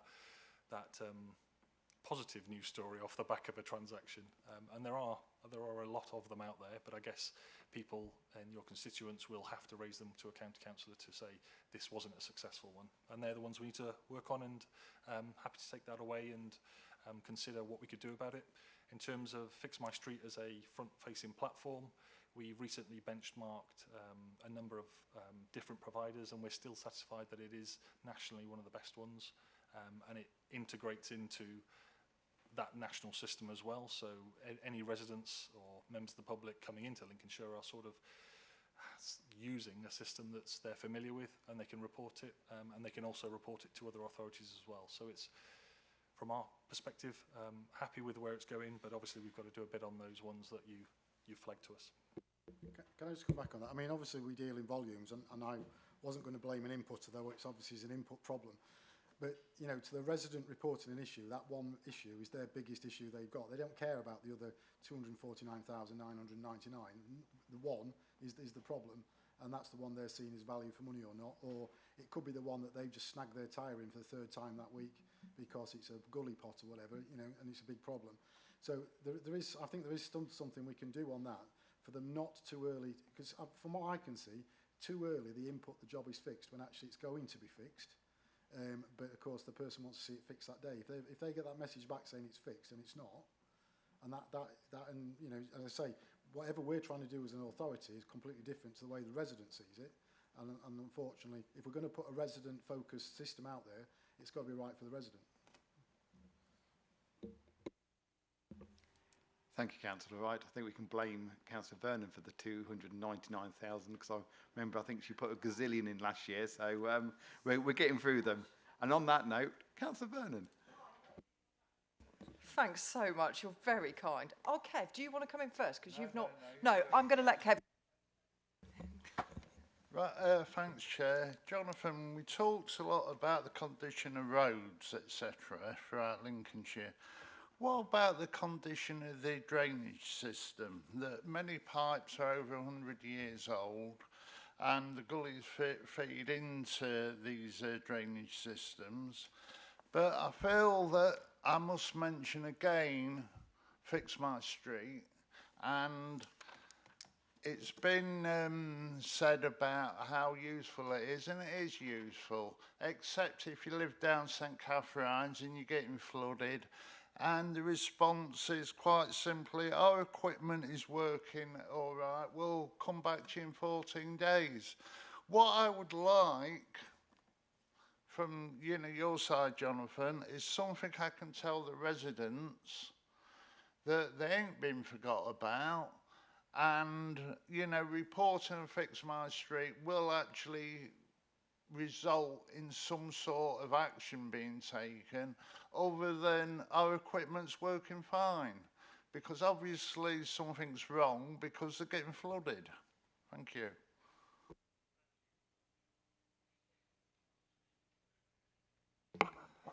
Thank you, Councillor Clark. In terms of the condition of all of our assets, we monitor them as an asset management group. We discuss them and report them as part of our strategy. So it's essential that we understand the condition and what we're doing and where we're trying to get to, hence the new strategy that we published. This administration has agreed to invest more heavily in drainage, and that's an ambition for the rest of this strategy cycle up until 2029. In terms of asset groups, don't want to bore everyone, but it's probably drainage is the one we understand the least in terms of we're exacting probably with our gully locations. We're really good at our silt levels in terms of understanding when we go there, but the condition of the laterals, the pipes that run out of those gully pots to an outfall, is the most it's the area of, I guess, asset condition that we have the least of. So in the previous strategy cycle and the one going forward, we're trying to capture more data. Whenever we do a CCTV survey, an inspected survey, we've now got a platform to store it on and report it on. And we also trace the laterals so that members of the team can see every time when we go out and jet, we'll understand where the gully pot is and where it's heading. That builds that inventory over time, and it allows us to, I guess, resolve faults quicker, understand networks and what flows into what, ultimately, because we need an outfall. In terms of St Catherine's, the issue there is, as we've discussed at a couple of scrutiny committees, the outfall is our concern, and that's not in our direct ownership. So whilst the automated response is going back to the residents, sort of saying our assets working, our assets condition, it's more complex in that situation. So I agree that the response isn't giving the full picture. It is, I can assure you that it's definitely not being forgotten. And thank you for raising it at these scrutiny committees. It's something that the Floods and Water team and the engineering drainage team are actively working on. Councillor Vernon. I've got Councillor Chain and Councillor Bean. Would you like to let them go first, or would you like to? Chairman, I'll leave that entirely to your discretion. It was only because I'm sat next to You've got the mic. Councillor Clark. I'm on. Yeah. You're on. Brilliant. Lovely. So if I could just continue on, basically, you'll be delighted to hear that I got to page 228 last time. So I'm going to go through the next few pages. But I will keep my comments succinct because I'm conscious others obviously may have things to say. Page 233, KPI 7, I'm a bit concerned about the sort of negative publicity and press coverage. The other point that I would make out is I don't really consider that 22 stories full stop about highways as a whole over the course of 3 months is very many. And I'm sure that there are more positive news stories out there that we could be reporting on. But I'm obviously conscious of the negative impact of the sort of plans to demetal roads and obviously that aren't now happening. So that's that point. Then if I could go to page 234, KPI 5, I'd welcome some more information on that. I'm not entirely clear what that is actually saying. It's the valuation of compensation events versus targets. Is that basically compensation to vehicles and road users for damage? No, that's exactly why I was hoping you might be able to provide some more information. Or is that from clients then back? So we'll come back to that in a moment. In terms of page 235, I'm whizzing through these because I am conscious others have probably got lots to say. HWTC P13, P14, tasks completed within timescales, reactive works and planned works are both below the minimum performance level, which says to me that we are not fixing faults quick enough. So I'd welcome some more view on why that is at this particular stage. We've talked about, obviously, Balfour Beatty.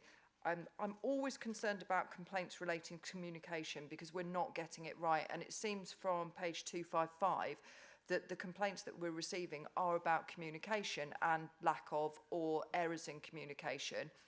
To me, that's something that could be very, very easily fixed by providing people with accurate information.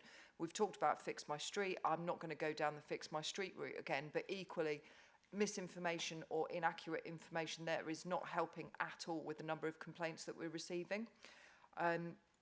Delay in flooding, drains and gullies, page 264, that's a concern to me. And again, page 266, the KPI talks about the poor quality of works again, which is really disappointing. So yeah, I've tried to summarise my point, but if you want me to go into any more detail, I'm very happy to, but I'll look forward to your comments. Thank you. I'll attempt to answer them, and if anybody from the team wants to chip in, anything I've missed, please do.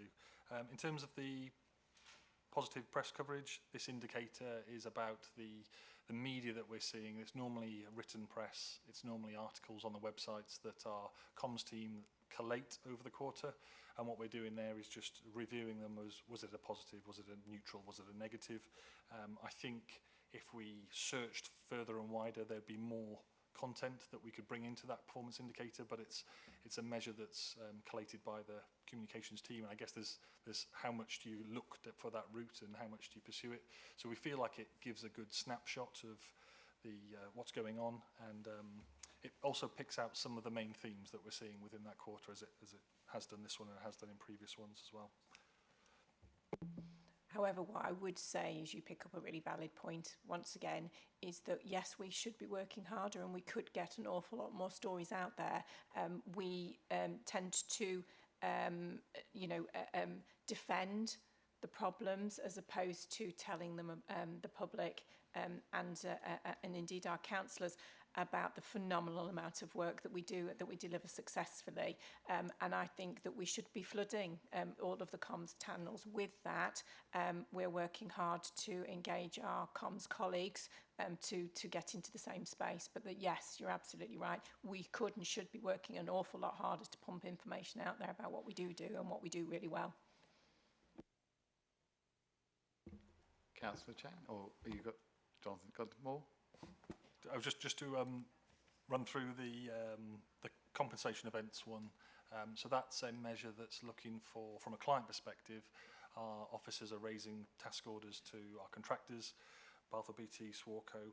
What we want to do is try and get the programme length, the design correct from the first instance, so that when we start on site, we don't want variation to a job because of a design error. So we monitor the amount of change, and in our contract it's called a compensation event, and it's the NEC contract where we're looking for consistency ultimately. When we issue a design to the contractor, it's the design that gets built.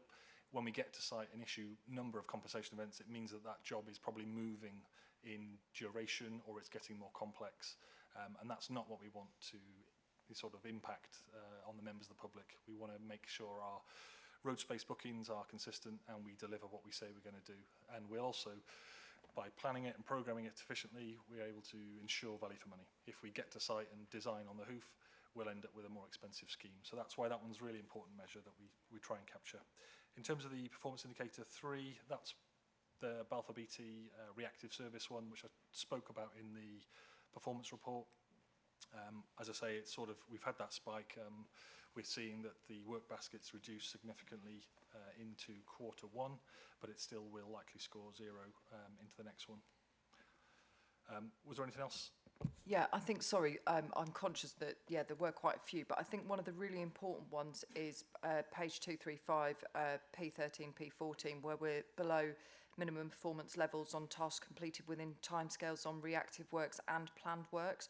So in a nutshell, we are not fixing faults quick enough, which concerns me massively. Linked in with that, which I also think, I know I'm adding a sneaky extra one in, but also under the TSTC P17, faults resolved at first visit, that's also a concern, which again goes into the fact that we are not dealing with things quick enough, in my view. Thank you. Yeah, the tasks completed within timescales, we're currently scoring 8.5 out of 10, and it's, as you say, it's ever so slightly below where we want it to be. This is the number of jobs that have been completed within the quarter that we set out to achieve. These are normally, as it says there, the planned work, so they're the ones that Sean's team will be raising to the contractor, larger in scale, making sure that we've delivered them on time. And as it says there, 1,148 out of 1,150 were completed. So that's 2 jobs. It's a really high threshold. I guess that's for the committee to take a view of whether that's good enough. Yeah, we've fallen short slightly, but it gives you some context on the scale of the operation and where we've set that benchmark. I think it's more the culmination, through you, Chair, of the fact that we are not meeting targets on planned or reactive. I take your point totally that it is only 2 jobs that weren't completed within the timeframes that were planned. But in terms of reactive work, we are significant below where we should be. Thank you. Thank you. Councillor Chang. Thank you, Chairman. As an observation, I got a bit of an issue with the terminology here. I don't really think, I certainly don't see Fix My Street as a complaint system. I see it more as an early warning system for the public to alert us in areas where we might not be active to say this needs sorting out. So yeah, that's on that. That was an observation. My point, gully pots. I think it's fair to say, and I'm sure we'll all agree, hopefully, we've been underfunded quite substantially over the years, over the decades, and yet we still have the same system for clearing gullies, and to consider that gullies are being cleansed on maybe a 2, or if you're lucky 3 times a year cycle. Frankly, it's been cut back that much over the years. It's just not fit for purpose in my view, and I wonder whether there isn't some scope for a review of the method of dealing with gullies, from a ground-up review on equipment used, on the gully design itself, to bring this up. You know, if things change and we end up with a lot more money, then we can carry on, but I don't see that coming. So I think perhaps it's time to reconsider the entirety of gully design and equipment used to cleanse them. Thanks. Thank you, Councillor Sheen. In terms of the gully pots, the level of funding that we've got right now is based on the risk-based approach outlined by Sean earlier in terms of the 6-month, the 12-month and the 24-month cycle. As a service, we would happily take more budget and cleanse that frequency higher if that was available to this council to do so. I guess what we don't want to do is throw money at cleansing gully pots if there's no ultimate benefit. So we're monitoring that silt level data to make sure that when we ideally should be arriving on site, we're either at 75% or it's just got to 100, so that our timing is perfect in terms of we're moving that detritus out of that gully pot, and then it's free again to take on that sort of over that whatever the timescale is before the next gully pot visit. In terms of equipment used, over the last couple of years, we've brought in higher pressure, higher powered equipment onto the contract. We've seen some good investment by the supply chain, and we continue to see that area grow. Potentially there's more to do in that space, and there is a little bit more innovation maybe about different techniques that we're using, but ultimately we're taking the gully arising. We've probably about 5 or 6 years now invested in a dewatering bay at our Sleaford Waste Transfer Station, so that's really positive. That's keeping the activity within the council and creating more jobs locally, so that's been a positive step. I don't think it's probably been reported at the Scrutiny Committee in any depth, but that was a sort of an intervention as a council we made. And then in terms of opportunities going forward, our current 2-year cycle, because it's a 6-month, 12-month, 24-month cleanse frequency, ends at the end of this financial year. So there is an opportunity for the Highway Service, and it will be, resetting the cleanse frequency on all of our gully assets based on a new set of data. So that's just a standard approach the service makes. Every time we finish a cleanse frequency, we'll make sure, as outlined earlier, that our tree line streets, our number of inquiries, number of defects, number of flooding incidents are all taken into account, and then the new gully pot cycle is set going forward. So that's something that the team will start working on at the back end of this year. Thank you. Thanks, Jonathan. Helpful. It wasn't by any means meant as a criticism, but you obviously recognise that there's something else needs to be done there as well. But it just strikes me that the old system, the original system, perhaps not fit for purpose is the wrong terminology, but it could do with updating and see if we can come up with something different. Thanks. Purely for efficiency. Thank you. Councillor Bean. Thank you, Chair. It does relate to subjects that have been raised already and Fix My Street, but I'm not going to beat you over the head with it.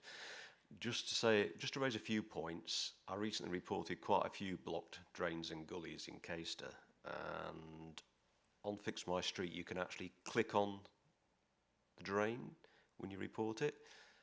2 of the drains weren't on there, which suggests there's a possible issue with the assets register. Now, some of these drains are full to the top and have small gardens growing on them, and yet the response on Fix My Street is this is not a priority. Now, well, I might understand that as a councillor when you explain it to me, although I might not agree to it, but to a member of the public, what impression does that give to them? This is not a priority. I've got a block drain with a garden growing on it and it's not a priority. What's the council doing? So I think we need to look at the responses somewhat.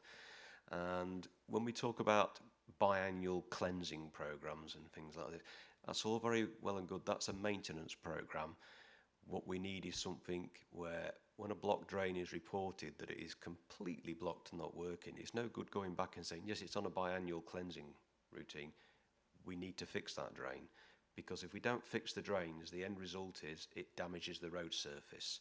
And certainly one of these in Caister that's got a garden growing on it, that's not a priority, the end result is damaged road surface further down the road, to the extent that we've now got to completely resurface a car park because the surface has been completely washed away.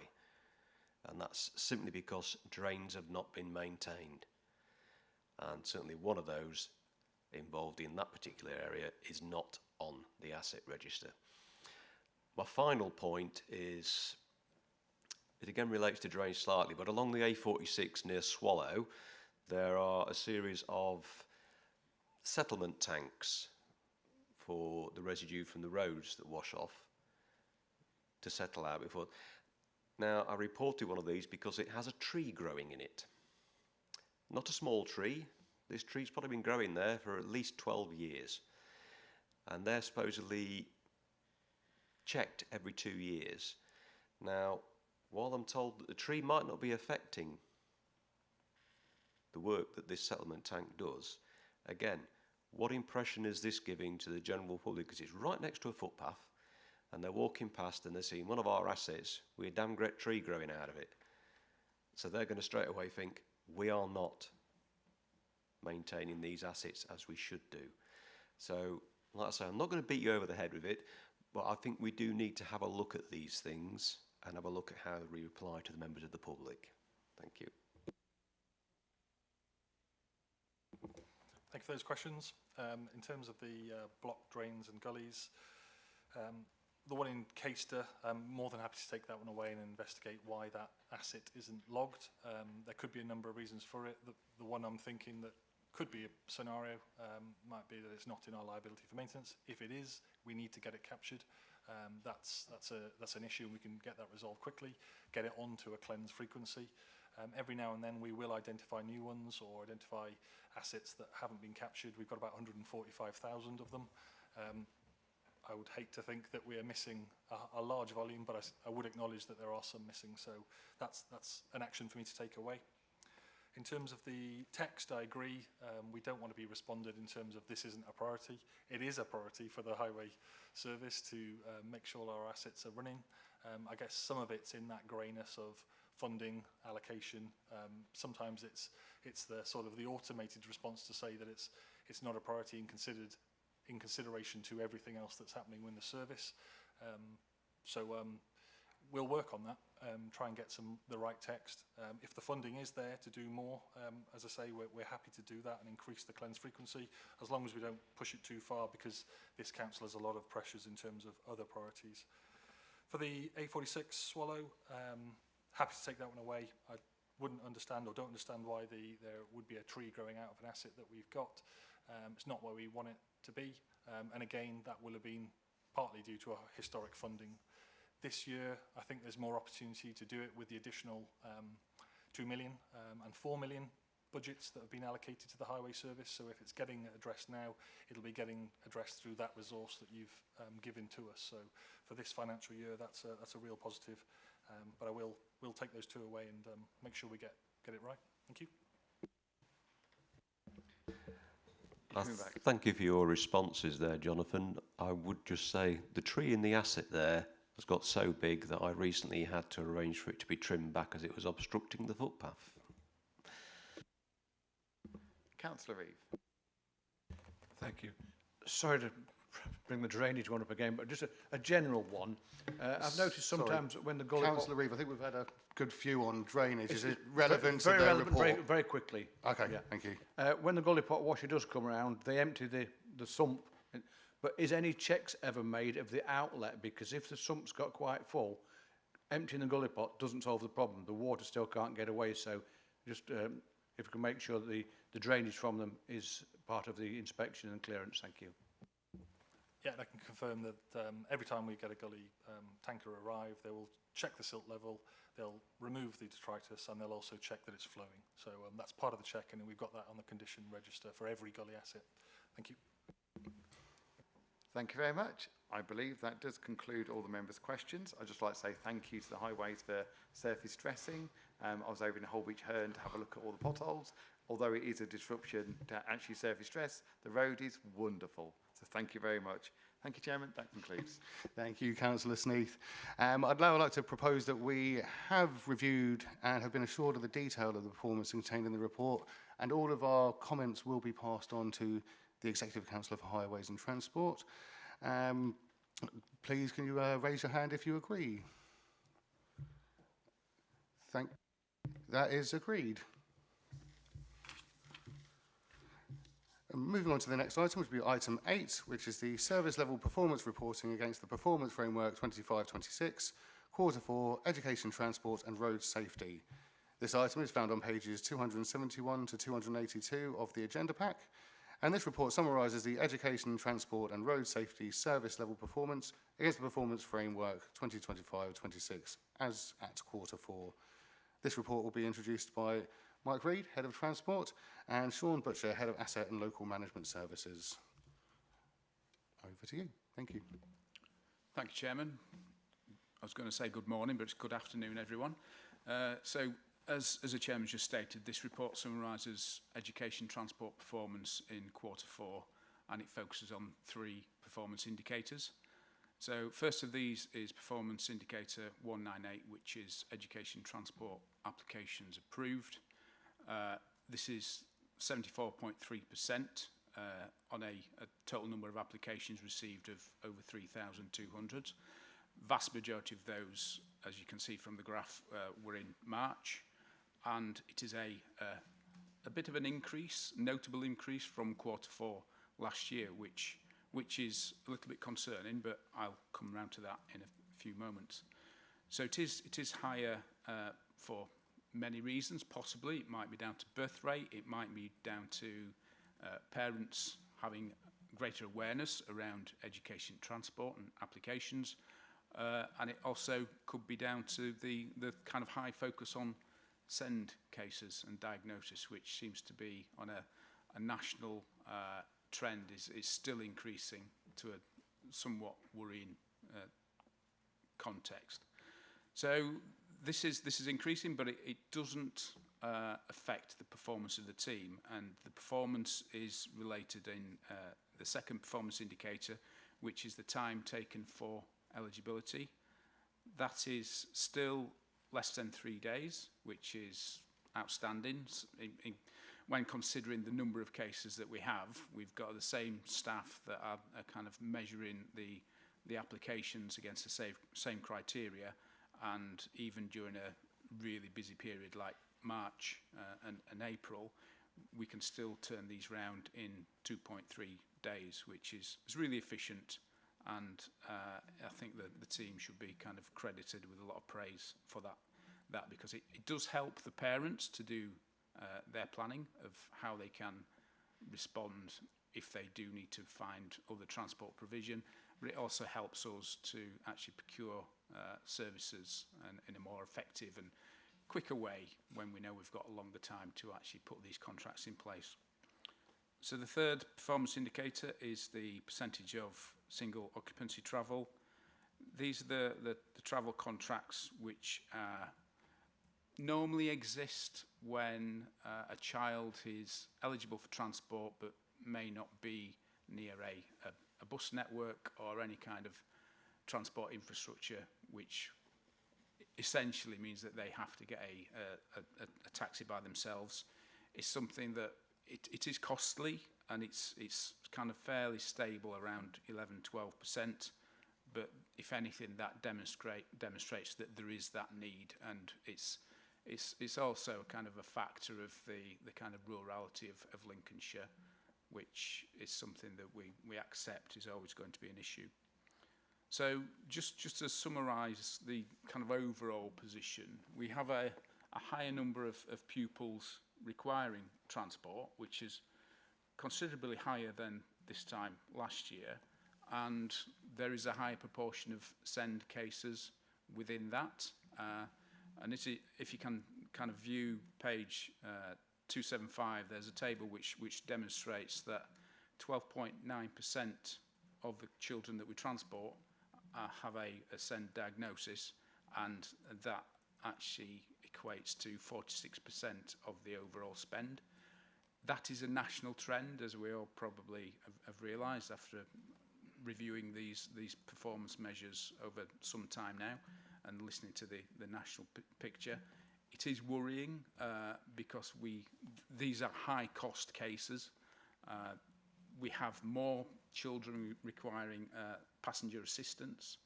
We have lone travellers that might be in that position because they've got particular high needs or medical or behaviour problems, which means that they can't be in a vehicle with other children. And the authority has that cost burden to kind of monitor and reimburse going forward. So these are factors that having this data enables us to plan better in terms of budgeting and projections. It is a bit startling and creates that constant pressure that we have, and that constant having to demonstrate that we are managing the service efficiently, and we are being robust in everything that we do, because we have got that backdrop of that budget pressure. But against that, we still manage to carry out some positive initiatives. One of them is the personal travel budgets, which is still increasing. It's as high as it's been in a while, and I think it's something that it enables us to make some financial savings, relatively minor, but it is a kind of marginal gain. And the amount of independent travel training that the staff actually carry out with individuals to move them off the high need kind of SEND transport provision more into kind of independent travel, which is, it's not just about transport, it's about giving those children life skills that enable them to lead fuller and kind of more effective lives in future. So it is worrying because we have such a high number of passengers that we have to provide transport for, but it is a national picture, and as I say, it's something that we do plan against with the budget, and it's all pretty much exacerbated by the recent issues around the world in terms of fuel costs, because we have a high proportion of costs that go into what people pay at the pump, and it's something which is difficult to kind of mitigate, but if we do have as much kind of efficiency as we can in the service, then it enables us to plan better and look for any improvements that we can. So I'll leave it there as a summary. That concludes it, and I'll open it up for any questions. Thank you. Thank you very much, Mike. Now I'd like to invite any members of the committee to speak on the item. Councillor Sneath, do we have any speakers, please? Councillor Vernon. Thank you very much indeed, Chairman. So, I don't want this to come across as a criticism at all of service staff, and I think what they do is phenomenal, turning the applications round in 2.36 days. That really is amazing, and we've talked about that on numerous occasions, how brilliant that is, and it really is to be commended. There is an issue with communication, though. We're still not quite getting it right. There's 26% of applications are not being approved for transport, which says to me that there's 26% of people applying for transport who shouldn't be applying for transport. And I know we've talked on numerous occasions about going right back to the start of the issue where people are applying for school places. are we sort of implementing that and working with schools and academies to try and ensure that that is happening? Because I think this is where sort of potentially there is sort of public dissatisfaction as well, where they perceive that they are entitled to school transport and they're not, and they're turned down for it. So I think the earlier that we can start that process, the better, to be honest with you. And the other point that I would just like to raise is regarding personal travel budgets. That increase of 18.1% is huge, and I'd like to know what the actual cost of that is, and if we can identify any specific reason why there's that increase. And also, I'd welcome some further information. I mean, obviously, we talk about parents being paid to take their child to school. How is that mileage agreed? Is that the HMRC mileage rate, which obviously has gone up 10p a mile from April the 1st, which again has a cost implication? So yeah, I think what your team do is brilliant, and I can't emphasize that enough, but I just, yeah, the communication side of it would be quite useful to have a bit more info on. Thank you. Thank you. Just in response to the first question, the percentage which isn't approved for transport, I think you're right in that ideally parents should have as much information and knowledge as we have. However, there will always be an element of people that have not looked at the data, not looked at the web pages or magazines, or looked at the information, the guidance that we provide. It's something that is a constant challenge, and we are looking at improving that situation. We're actually in discussions with a local authority in Belfast who've done a programme whereby when parents make an application for school, there's more information provided on the portal and an IT piece of work which then fits people into the system straight away. So there's a constant feedback right at initial stage of making that application. So that's a piece of work that is ongoing. It is a challenge, but we always have some people that, even though they may have seen the information, they will try it. And I think it's, in a way, if we had 100% showing on this, then I'd be asking questions that we're not turning anyone away, we're not refusing any transport. So it's a difficult one to balance, but it's that longer term education piece that we're having that conversation elsewhere and also internally with children's services, because we have now got a good working relationship which didn't previously exist with other parts of the authority, but they're more mindful that actually we have that burden of financing the transport when the decisions are made upstream in children's services, and how the children are essentially passed through the system is being dealt with a lot more efficiently now. But it is something that is an ongoing challenge. In terms of the cost of personal travel budgets, I can't give you at this point. I'm happy to come back to you if I can see what the projected savings are. But essentially, it starts out as was 45p, is it 50p a mile rate that HMRC advise us to use. However, it's within our gift to negotiate a higher rate with parents based on the cost alternative of having to transport those children that we might have to provide. So, for example, if we've got a child that's going to cost £200 a day to transport some distance, then we kind of have a certain negotiation with the parent, which allows us to go a little bit higher. So it's got to be a financial saving to ourselves. And also there's that benefit of a child, if the parent is able, the child being in a car, in a vehicle with a parent, that if they've got particular needs, it makes that journey a lot more tolerable rather than being in a separate taxi with an individual or a passenger assistant, because that is something that we do find that some children are in that space where even getting to school can be problematic and creates behavioural issues. So it's something we are happy to negotiate on, and it's not always, we do make a financial saving from it, but there is that benefit as well about the benefit to the child. Thank you.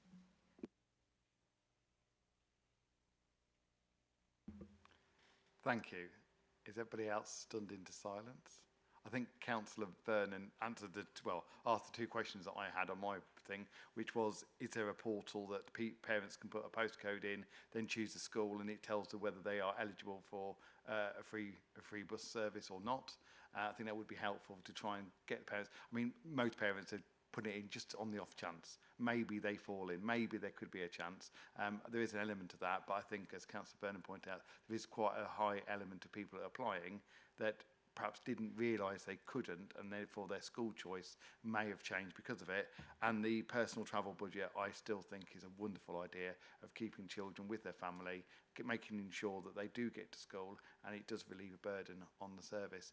And if there are no other further questions, I will stop waffling and conclude the members' questions. Thank you, Chairman. Thank you, Councillor Sneath. And thank you all for your questions and comments. As this now concludes the discussion of the item, I'd like to propose that we've considered and are satisfied. Sorry, sorry. Chair. Oh, sorry. Yeah, sorry, Mr. Chairman. There's still a part of the road safety report. Of course there is. Yeah, because it comes in two parts. So very quickly then, we report on two safety performance indicators, PI11, PI12, and as I mentioned earlier, we record number of people are killed or seriously injured in Lincolnshire's roads, but these indicators are monitored to understand trends in road safety rather than being a target. So this helps inform some of the programmes that the team does and helps to hopefully reduce interventions across the term. So for PI11, for Q4, people killed or seriously injured, the figure is 110. This is in alignment with Q3, which was 107, and Q4, which was 112 of last year. And then for PI12, for Q4, children killed or seriously injured, the figure is 3, which again is in alignment with Q3 of 5 and Q4 2024 of 6. So no great changes or trends there, but I'm sure you'll all recognise that our habits are changing. People are travelling more, so reasonably static is actually reasonably good. Though not in the paper, we continue to work in road safety. I think it's nationally recognised as one of the fantastic opportunities we have in this county. And Steve and the team now represented at local, regional and national bodies. So we are getting out there to promote the good work that we do. I'm happy to take questions on these figures or any other elements of road safety. Thank you, Councillor Steve. Have we got any questions? Councillor Christopher. It's just one question on some of the data. So page 279 onto page 280. I think the data from that is for the 2025 results, but it says that the benchmarks are from 2023. And I'm just wondering if that's an anomaly or if that's just the data that we can get from those other councils at this point to sort of compare against. But it just, or maybe maybe I've just misunderstood it. But yeah, good question. I looked at that myself. I'll check with Steve in the team. But I believe that was a point in time where we set benchmarking that would have been included because it was to demonstrate where we were at the far left of that for a long time and that we've moved into the centre. But I'll get some updated figures that I can share. that's been, it wasn't entirely clear. So yeah, if that could be adjusted just to make sure that it is spot on, that'd be great. Thank you. Councillor Vernon. Thank you, Chairman. Thank you for your report and thank you for all the work that you and your team do in this area because it is not an easy area to work in at all, and sadly, having had cause to contact Steve, he has been fantastic with assisting with information required. What I would just like to ask, in previous reports we've received the level of details such as age and demographic of those injured. Now, whilst I appreciate this is sort of almost a snapshot and we've got the full report to come, can I just have some reassurance that that data will continue to be included when we receive the full report from the Road Safety Partnership? Thank you. Yeah, I can confirm that we'll be doing that and more to give you more impetus about what we're doing. Thank you all, and I believe that's Councillor Clark. Thank you, Chair. Page 279. It says overall killed or serious injured, blah, blah, blah, drivers, motorcyclists, pedestrians. Is there a breakdown of how many pedestrians were actually killed and if they were killed crossing the road or if a car mounted the footpath, etc.? So I don't have that breakdown with me, but I can certainly look into that for you to see if there is information that can be shared more widely. Thank you all. I do believe that now concludes all the members' questions. Thank you very much. Thank you very much, Vice Chairman. And now we're at the appropriate place to to thank everyone for their questions and comments. I'd like to propose that we have considered and are satisfied with the education, transport and road safety service level performance for 25-26 as of Q4. Can you please raise your hand if you agree? Okay, I think that's unanimous. Thank you, that is agreed. Now then, moving on to item 9, which is the Civil Parking Enforcement Annual Report for 2025 to 2026. This item is found on pages 283 to 308 of the agenda pack, and the report contains an update to the Lincolnshire County Council Annual Parking Report for 2025-26. The report will be introduced by Matt Jones, Parking Services Manager. So over to you, please, Matt. Thank you. Okay, thank you, Chairman, and good afternoon, everybody. As mentioned, this is the annual report for 25-26 Civil Parking Enforcement Service. The report is drafted and laid out in a very similar manner as we have done in previous years and previous reports. However, as recommended by members last year, we've added some more comparable data within it. That's looking at the previous financial year from 24-25, which hopefully is of use. As we know, we enforce all of the on-street areas around the county, utilising resource in the most efficient manner available. And more for information purposes, we have approximately 25 enforcement officers, of which 13, 14, 15-ish are on duty at any one time. I'll highlight some of the key elements of the report. But to start off with, just to clarify, it's not only on-street enforcement that we carry out. There is some degree of off-street enforcement within our coastal country park, so within the car parks there. The transactions for 25-26 were slightly less than the previous year, and that was replicated in the income from the parking tariffs and the penalty charge notices that were issued within those locations. Just to emphasise the background to enforcement within the car parks was more to ensure that there was greater parking space availability for any visitors to the coast, and the visitor numbers have increased since we began enforcement about 4 years or so ago. Moving on to our resident parking permit schemes. So we manage and administer a variety of schemes across the county. In fact, all of them bar the scheme in Lincoln, which is administered by the District Council. We issue around 1,000 permits per year across Stamford, Grantham, Sleaford and Louth.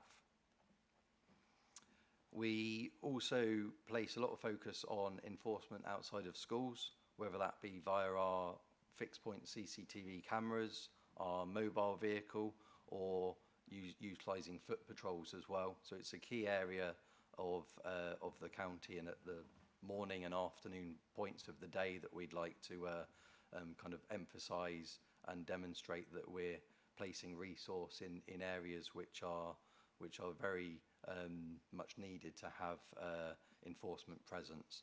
So there's a lot of statistics within the report detailing how many penalties that have been issued outside of the schools. We continue to advise and educate through means on the ground of giving recommendations to motorists and drivers as to where you can and can't park, and that's also extended to our back office, where we receive many emails, many contacts from schools, from residents, from councillors as well, relating to concerns outside of specific school sites dotted around the county. We also cover enforcement outside lots of different events across the year. For example, I know it's just this weekend just gone, but we had enforcement presence at Market Raise and Races, where there was a large event on at the racecourse, and this is also kind of factored in a variety of other events throughout the county as well. Some of those events require parking suspensions to take place, so we assist with that process, ensuring that there's road space availability if there's a contractor requiring, or if there's works needed to remedy a defect or something on the highway, so we undertake parking bay suspensions as well. of which we've got some data within the report. One thing which has increased quite a lot over the years and continues on its upward trend is nuisance parking reports. So our demand for service and resources at an all-time high now.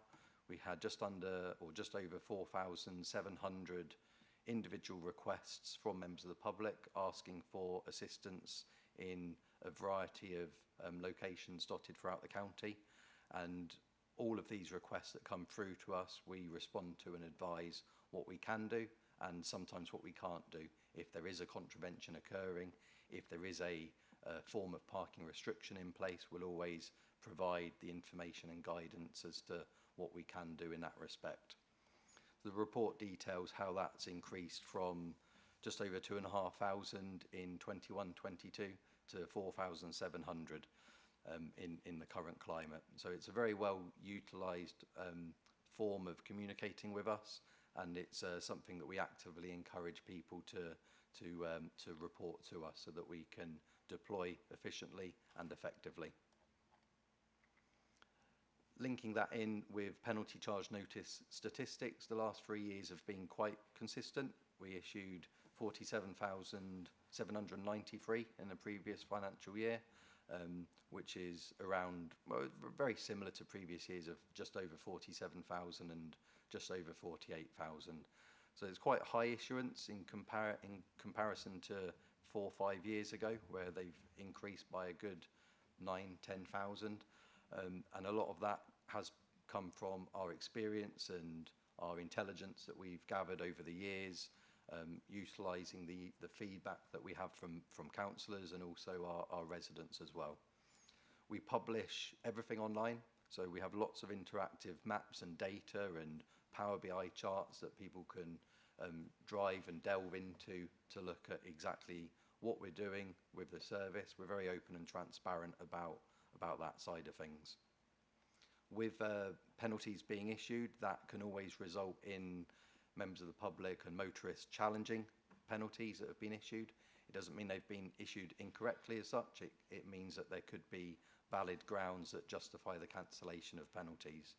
So we've also included some data in that respect, highlighting the percentage of challenges that have been submitted that have been accepted and also been rejected. For example, in 25-26, 36% of challenges submitted were accepted, and that was a decrease from the 44% bracket from the previous financial year. As part of legislation and the rights of a motorist, there's always an opportunity for a member of the public to challenge their case via someone independent from the local authority. So that's the Traffic Penalty Tribunal. And we tend to only challenge or take cases to the tribunal if we know without a shadow of a doubt that we have valid grounds to continue with the rejection of the notice and that the motorist hasn't presented to us any grounds that justify that cancellation. And I think with the improvement of the issuance of the penalties and the decision making in the back office, that's resulted in only 7 of 70 cases being found in favour of the motorist, which is a really good result from a local authority's perspective. Towards the end of the report, there's a lot of information around finance and our transparency in how we advertise what income we receive and the cost of the service as well. So the cost of the service itself for 25-26 was just over 2.2 million, which was a fraction down from the previous financial year, but that did ultimately result in a deficit of £307,000, which was reduced from the 24-25 year of £326,000. That does lead me just to bring into the equation that we can use a drawdown from our civil parking enforcement reserves, which have been built up over a number of years now, and any surplus that's retained in that can be utilised to offset against any of the deficits made. There is just under £420,000 left in that CPE reserves. So it is worth noting that there is a financial concern placed upon the service at present. Currently, we have no budget allocation for operating the scheme and operating the service itself. The penalty charge notice income is used to offset any of the costs that are incurred by the service. It is our intention as officers to bring a further paper back to committee to explain and decide and describe, what options we have available and what solutions we have to us in order to consider whether or not it's a funded service or what we look to do in the future, because there is a risk that that reserve will be drawn down upon at the end of the 26-27 financial year as well. To finish off the report and just highlighting some of the things in terms of the future, I said something very similar this time last year about the cost of a penalty charge notice, and that there was a trial occurring in the south of the country for increased penalty charge notices. For some context, they've not increased since 2008, so a long, long time, whereas the cost of services across the country have rocketed quite significantly. The report was submitted by Bournemouth, Christchurch and Poole Council, and it has been recently recommended by the Transport Minister that a further trial takes place within the same location. We as officers and as a county council have been keeping a very close eye on this. We've been recommending to DFT that we would be more than happy and we would like to be considered if the trial were to be extended to elsewhere in the country, that we could form part of that. We'll be sharing some of our data with Bournemouth, Christchurch and Poole in terms of compliance levels as well.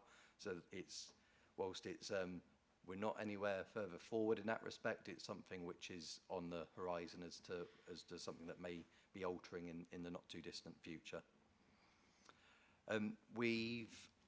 Touching upon the coastal car parks again, we've just introduced the National Parking Platform, which is a easier way for motorists to pay for their parking within those specific car parks. It's the first time it's been utilised in Lincolnshire, and this is bringing all pay-by-phone providers under kind of one payment system, one umbrella system as such. So if you're a visitor to Lincolnshire, you don't necessarily need to download another pay-by-phone app onto your phone. You can utilise one of your choice that you have already available to you. It gives us greater assurance that there's different mechanisms in place to pay for the parking in those car parks, as well as the pay-by-machine option, which is still there. The last point to make was the Department for Transport at the early part of this year confirmed and clarified that there would be clearer powers being made available to local authorities to tackle obstructive pavement parking. The first part of legislation was laid back in April, I believe, of this year, and the secondary part and also further guidance will be given to local authorities at the back end of this year. We are remaining in contact about how that will impact us. Obviously, with such a large county, schools and pavement parking are our two probably most complained about or discussed items of the parking kind of area. So it's something that we're looking at with a very keen eye, and we're currently waiting for further information as to how that develops as time continues. That concludes the report, but always happy to take any questions or queries. Thank you. Wonderful. Thank you very much, Matt. Now I'd like to invite any members of the committee to speak on the item. Councillor Sneath, do we have any speakers, please? Councillor Reeve. Thank you. Thank you for the report, Matt. I do find it quite concerning. In the past 3 years, we've gone from a surplus of 164,000 to a deficit of 307,000. So bearing that in mind, I would be in favour of raising the penalty fee for parking infringement costs. But also, I'd just like to ask, events such as market raise and races, do they contribute towards our costs, and is that widespread across events like that? Thank you. Yep, thank you for your comments. Yes, so if there is, for example, with the race course, it was additional enforcement. so it didn't impact upon the enforcement that was already due to take place elsewhere in the county. If we had officers on the ground there, we could look at whether there was an opportunity to utilise existing resource if there was already a restriction on the ground, but these were going above and beyond what restrictions were already in place. So there is a contribution for that specific level of enforcement, yes. Councillor Chain. Thank you, Chair. I wonder, and thanks, Matt. Do we update the hotspots that the patrols search for parking infringements, and are they monitored? Do we keep an eye on where new hotspots might be developing?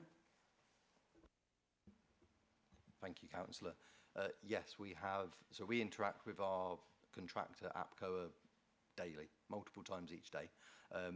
In fact, every Monday and at the end of every single week, we'll always look at where are our hotspots, where are our nuisance parking requests coming in. For example, if we receive one for Horncastle and it identifies that there's a concern on a particular day of the week, if we then patrol that location, it doesn't mean it's a tick in a box. We hold our hands up, feet on the desk, and it's left. We'll look at when can we go again? What can we do to try and drive greater compliance in that spot?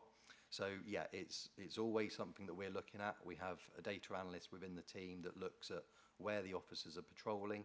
Is it a good use of their time? Are they the most efficient? Is that the most efficient use of the resource? And then that's where we liaise with our contractor regularly about where do we want our officers to go? Where is the greater need for them? And it's trying to drive that compliance level up. And if it means going multiple times potentially, then that's what can occur, yes. Thanks, and I accept that entirely. But it seems to me it's a bit of a double-edged sword, this whole thing. You say we'll have no budget for it, but ultimately the ideal is full compliance, which means we have a full cost and have zero income. But obviously the best we're striving to achieve is a balance. So it's kind of striking the mean between those two, I suppose. Thank you. Councillor King.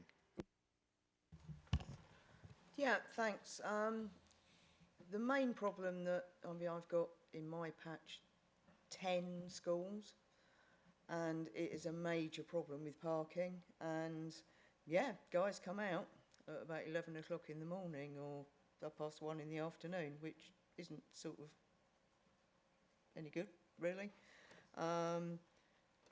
Why is, I know there's only a few guys that are doing the job, etc., but schools are the main real problem. And with the parking, we are putting kids in danger, really, I know there's no cure for idiocy, and it's down to parents, etc., to be, a tad more in tune.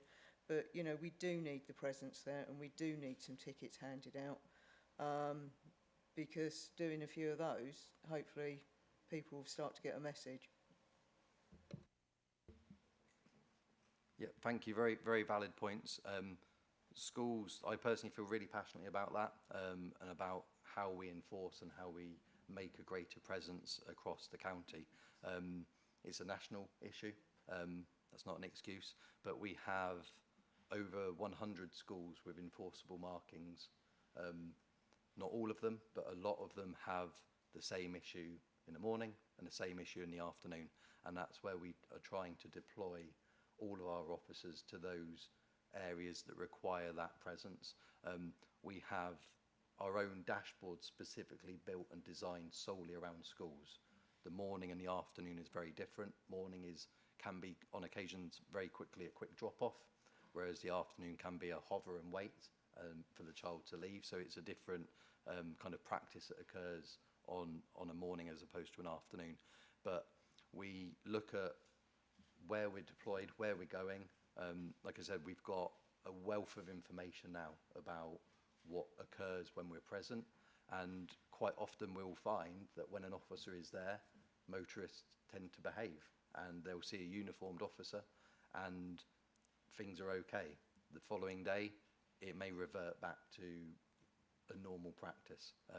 This is why we have certain schools that have fixed point cameras pointing at the zigzags, a mobile car as well that goes around, but we have dedicated officers that go out morning and afternoon looking at schools and what we can do to assist with that.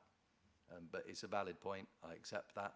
I think we as an authority, we also introduce new restrictions outside of schools as well, and for every new school that has a new restriction laid down outside the school gates, the resource currently remains the same, and the issue can become more widespread.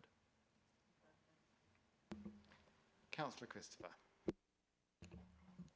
Thank you, Chair, and thank you, Matt, not only for a great report, but also for the incredible work your team's done. While I was doing my pre-scrutiny on this, I realised you won an award, actually, for the works that we've done at the schools. And you haven't mentioned it, and you absolutely should, because it's an incredible achievement. I think the work that's been going on at the schools with those fixed cameras is exceptionally good. I'm looking on here, I'm sure a lot of parents in the St Giles area will be upset to see that they seem to be the ones that have got hammered most, but that's, you know, the idea is keeping children safe, and this is clearly working. And after a full year, it's really useful to sort of see where the pinch points are, and I'm looking at this and I'm wondering, because as I look at the mobile data there, well, I'm assuming that car moves around and is at different places, but it's highlighting potential schools that might benefit from having a fixed camera, and I'm wondering whether well, I'm sure there has been great work going on how we sort of move things around and adjust, but if there's a way of sort of maybe taking the bottom two and replacing them with the fixed and whatever else. I'd also say as well, so I actually have had a really good experience with the team when it's come to one of the schools in my area. So Carlton Academy in my division had a problem in that there was a bus stop, there was nowhere for zigzag lines to go, it had double yellows, there's a 5-minute rule on double yellow parking, which the more I think about it, I don't necessarily agree with. Certainly in that circumstance, but it meant that if I did get the officers there, they weren't able to ticket for 5 minutes. If someone pulls over and lets their kid jump out and then drives on, there was nothing they could do as long as it was within that 5-minute zone, and that's left some schools exposed. Thankfully, after much meeting, it turns out that if we move the bus stop, we can actually have the zigzag markings in there and we can solve that problem at that school. And I was thinking to myself, I wonder how I can get one of these fixed cameras like I've got at St Giles there, and of course, that's not the right way to think. The way to think is actually over the coming years, if the mobile car can pull up there and sort of track the data, that should lead us to that decision moving forward. So that's all great. And congratulations to you and your team. I think that's a real massive achievement for you in this first year to have won that Sorry, award. Councillor Christopher, is there a question here? There absolutely is. Okay, thank you. Yes. So I would like to know about unpaid penalties. So I imagine not everyone pays the penalties when they get the notice through, and you know, a couple of them ignored as I'm looking on there, and I can't see any data around how much we've got outstanding there, because I imagine there is a certain amount of money that we're not collecting, or we are, but it's just not really entirely clear. So how that's put across to us for scrutiny. And again, on that 5-minute wait on the double yellows, is that something that we have to provide? Is that something that we could change? Because what I did notice with the guys stood at the school, in my experience, was that actually they're sort of waiting there for 5 minutes. So you want these lads to be moving around. Oh, sorry, these APCOA employees to be moving around, ticketing and moving, and it just seems like a massive inefficiency to me that they're going to have to wait 5 minutes for somebody that really is causing a problem on our road network for other drivers, and certainly where schools are concerned, putting children at risk as well. Thank you. Okay, thank you. Yeah, no, thank you for your kind comments. Just to start off with, in terms of the award, yeah, I didn't mention that in the report, but we were successful in obtaining some funding to, this was open to all local authorities across the country, and we submitted a bid to Patrol, who are the parking and traffic regulations outside London, for some funding to design and create a campaign for safer parking outside of schools, which can be replicated nationally. So it's about to start in September, where we're engaging in that respect, but it was a very welcome bit of news that we received to understand that we were successful for that. So thank you.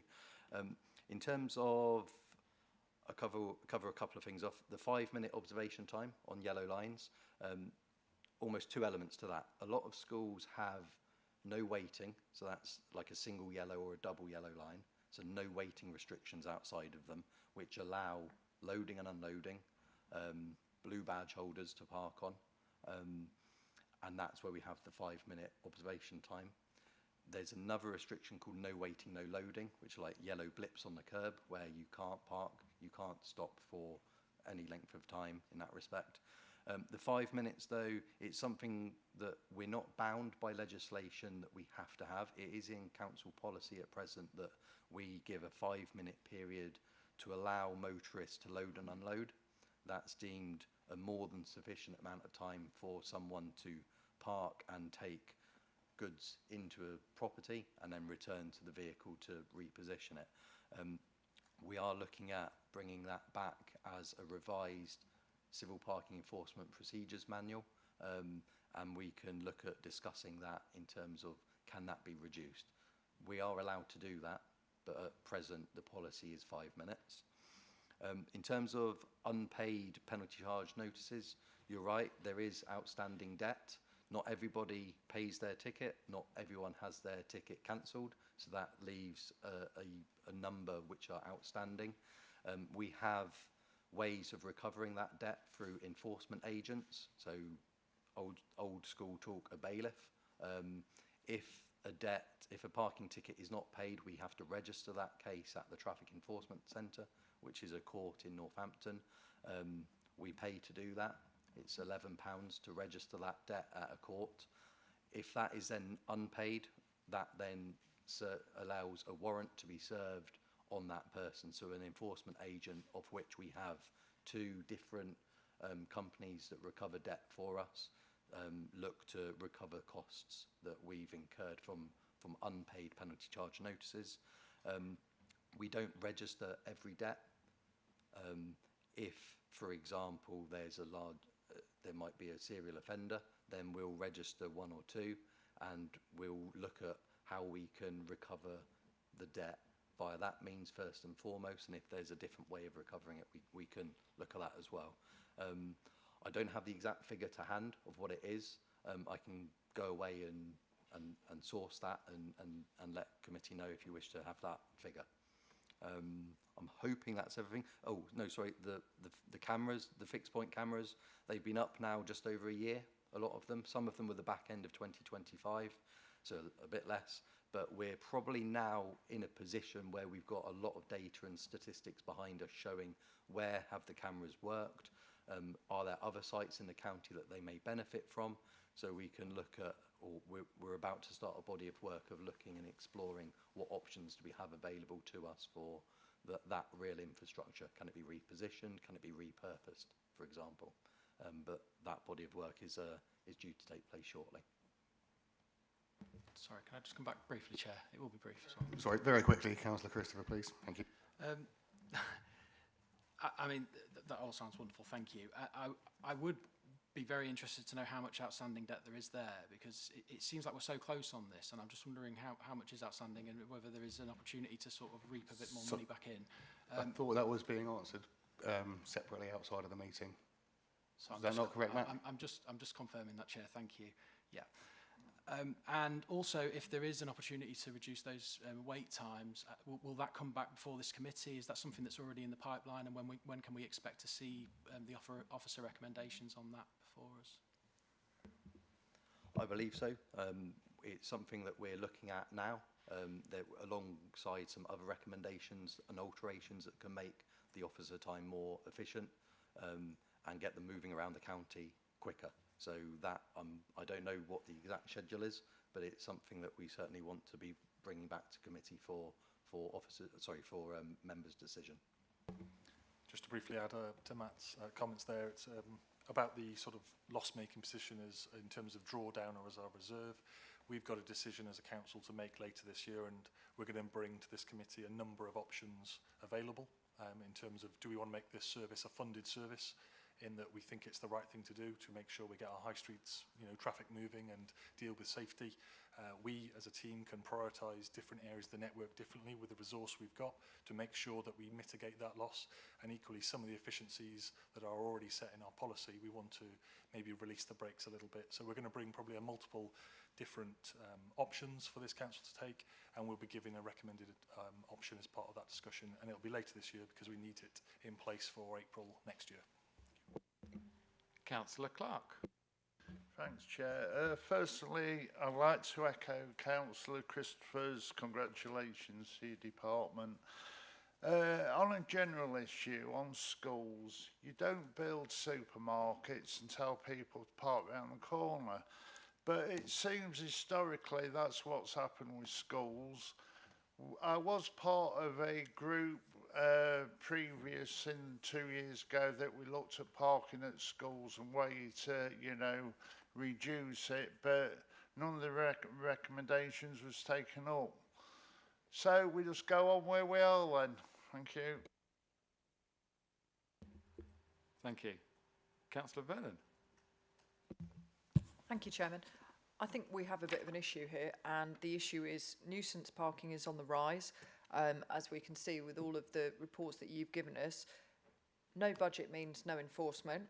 Resources are going to run out at the end of this financial year. So I think we've got a massive problem with this in the future. And I note Jonathan's comments regarding bringing something here in the future. But from your perspective, what does the future look like? I know that's how long is a piece of string, but are you able to keep going until the end of this financial year? Because the position that I'm reading is that broadly, from looking at the level of reserves that are there and looking at the cost of what you had to draw down from reserves in previous years, is there enough there to cover this year?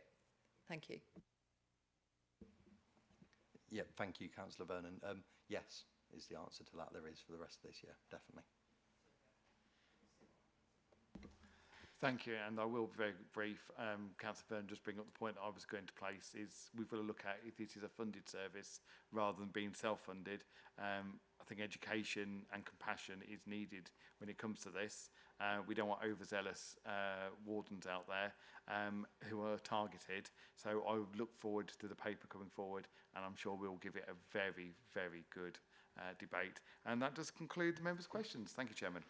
Thank you very much, Vice Chairman. So I would like to propose that we have reviewed and commented on the comments of the parking report, and that the report be endorsed by the committee for publication on the County Council websites. Please raise your hand if you agree. Thank you, that is agreed. And now we move on to item 10, which is the Highways and Transport Scrutiny Committee work programme.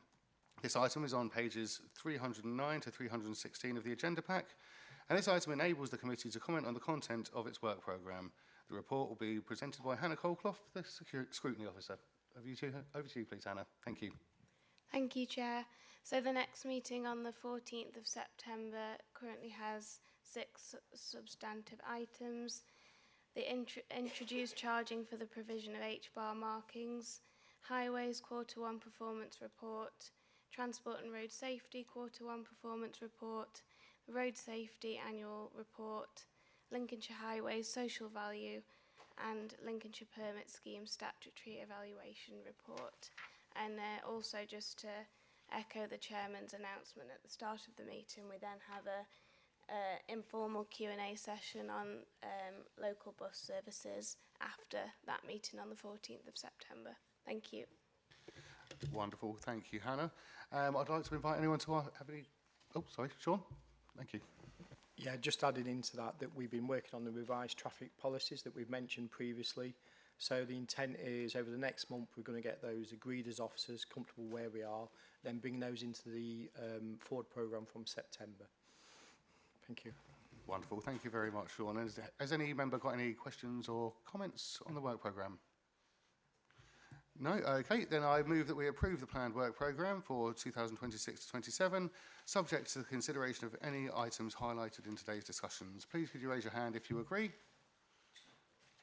Thank you very much. That all looks unanimous, so that is agreed. Thank you very much. That now concludes the business of this meeting, and thank you to everyone for your attendance today. Thank you.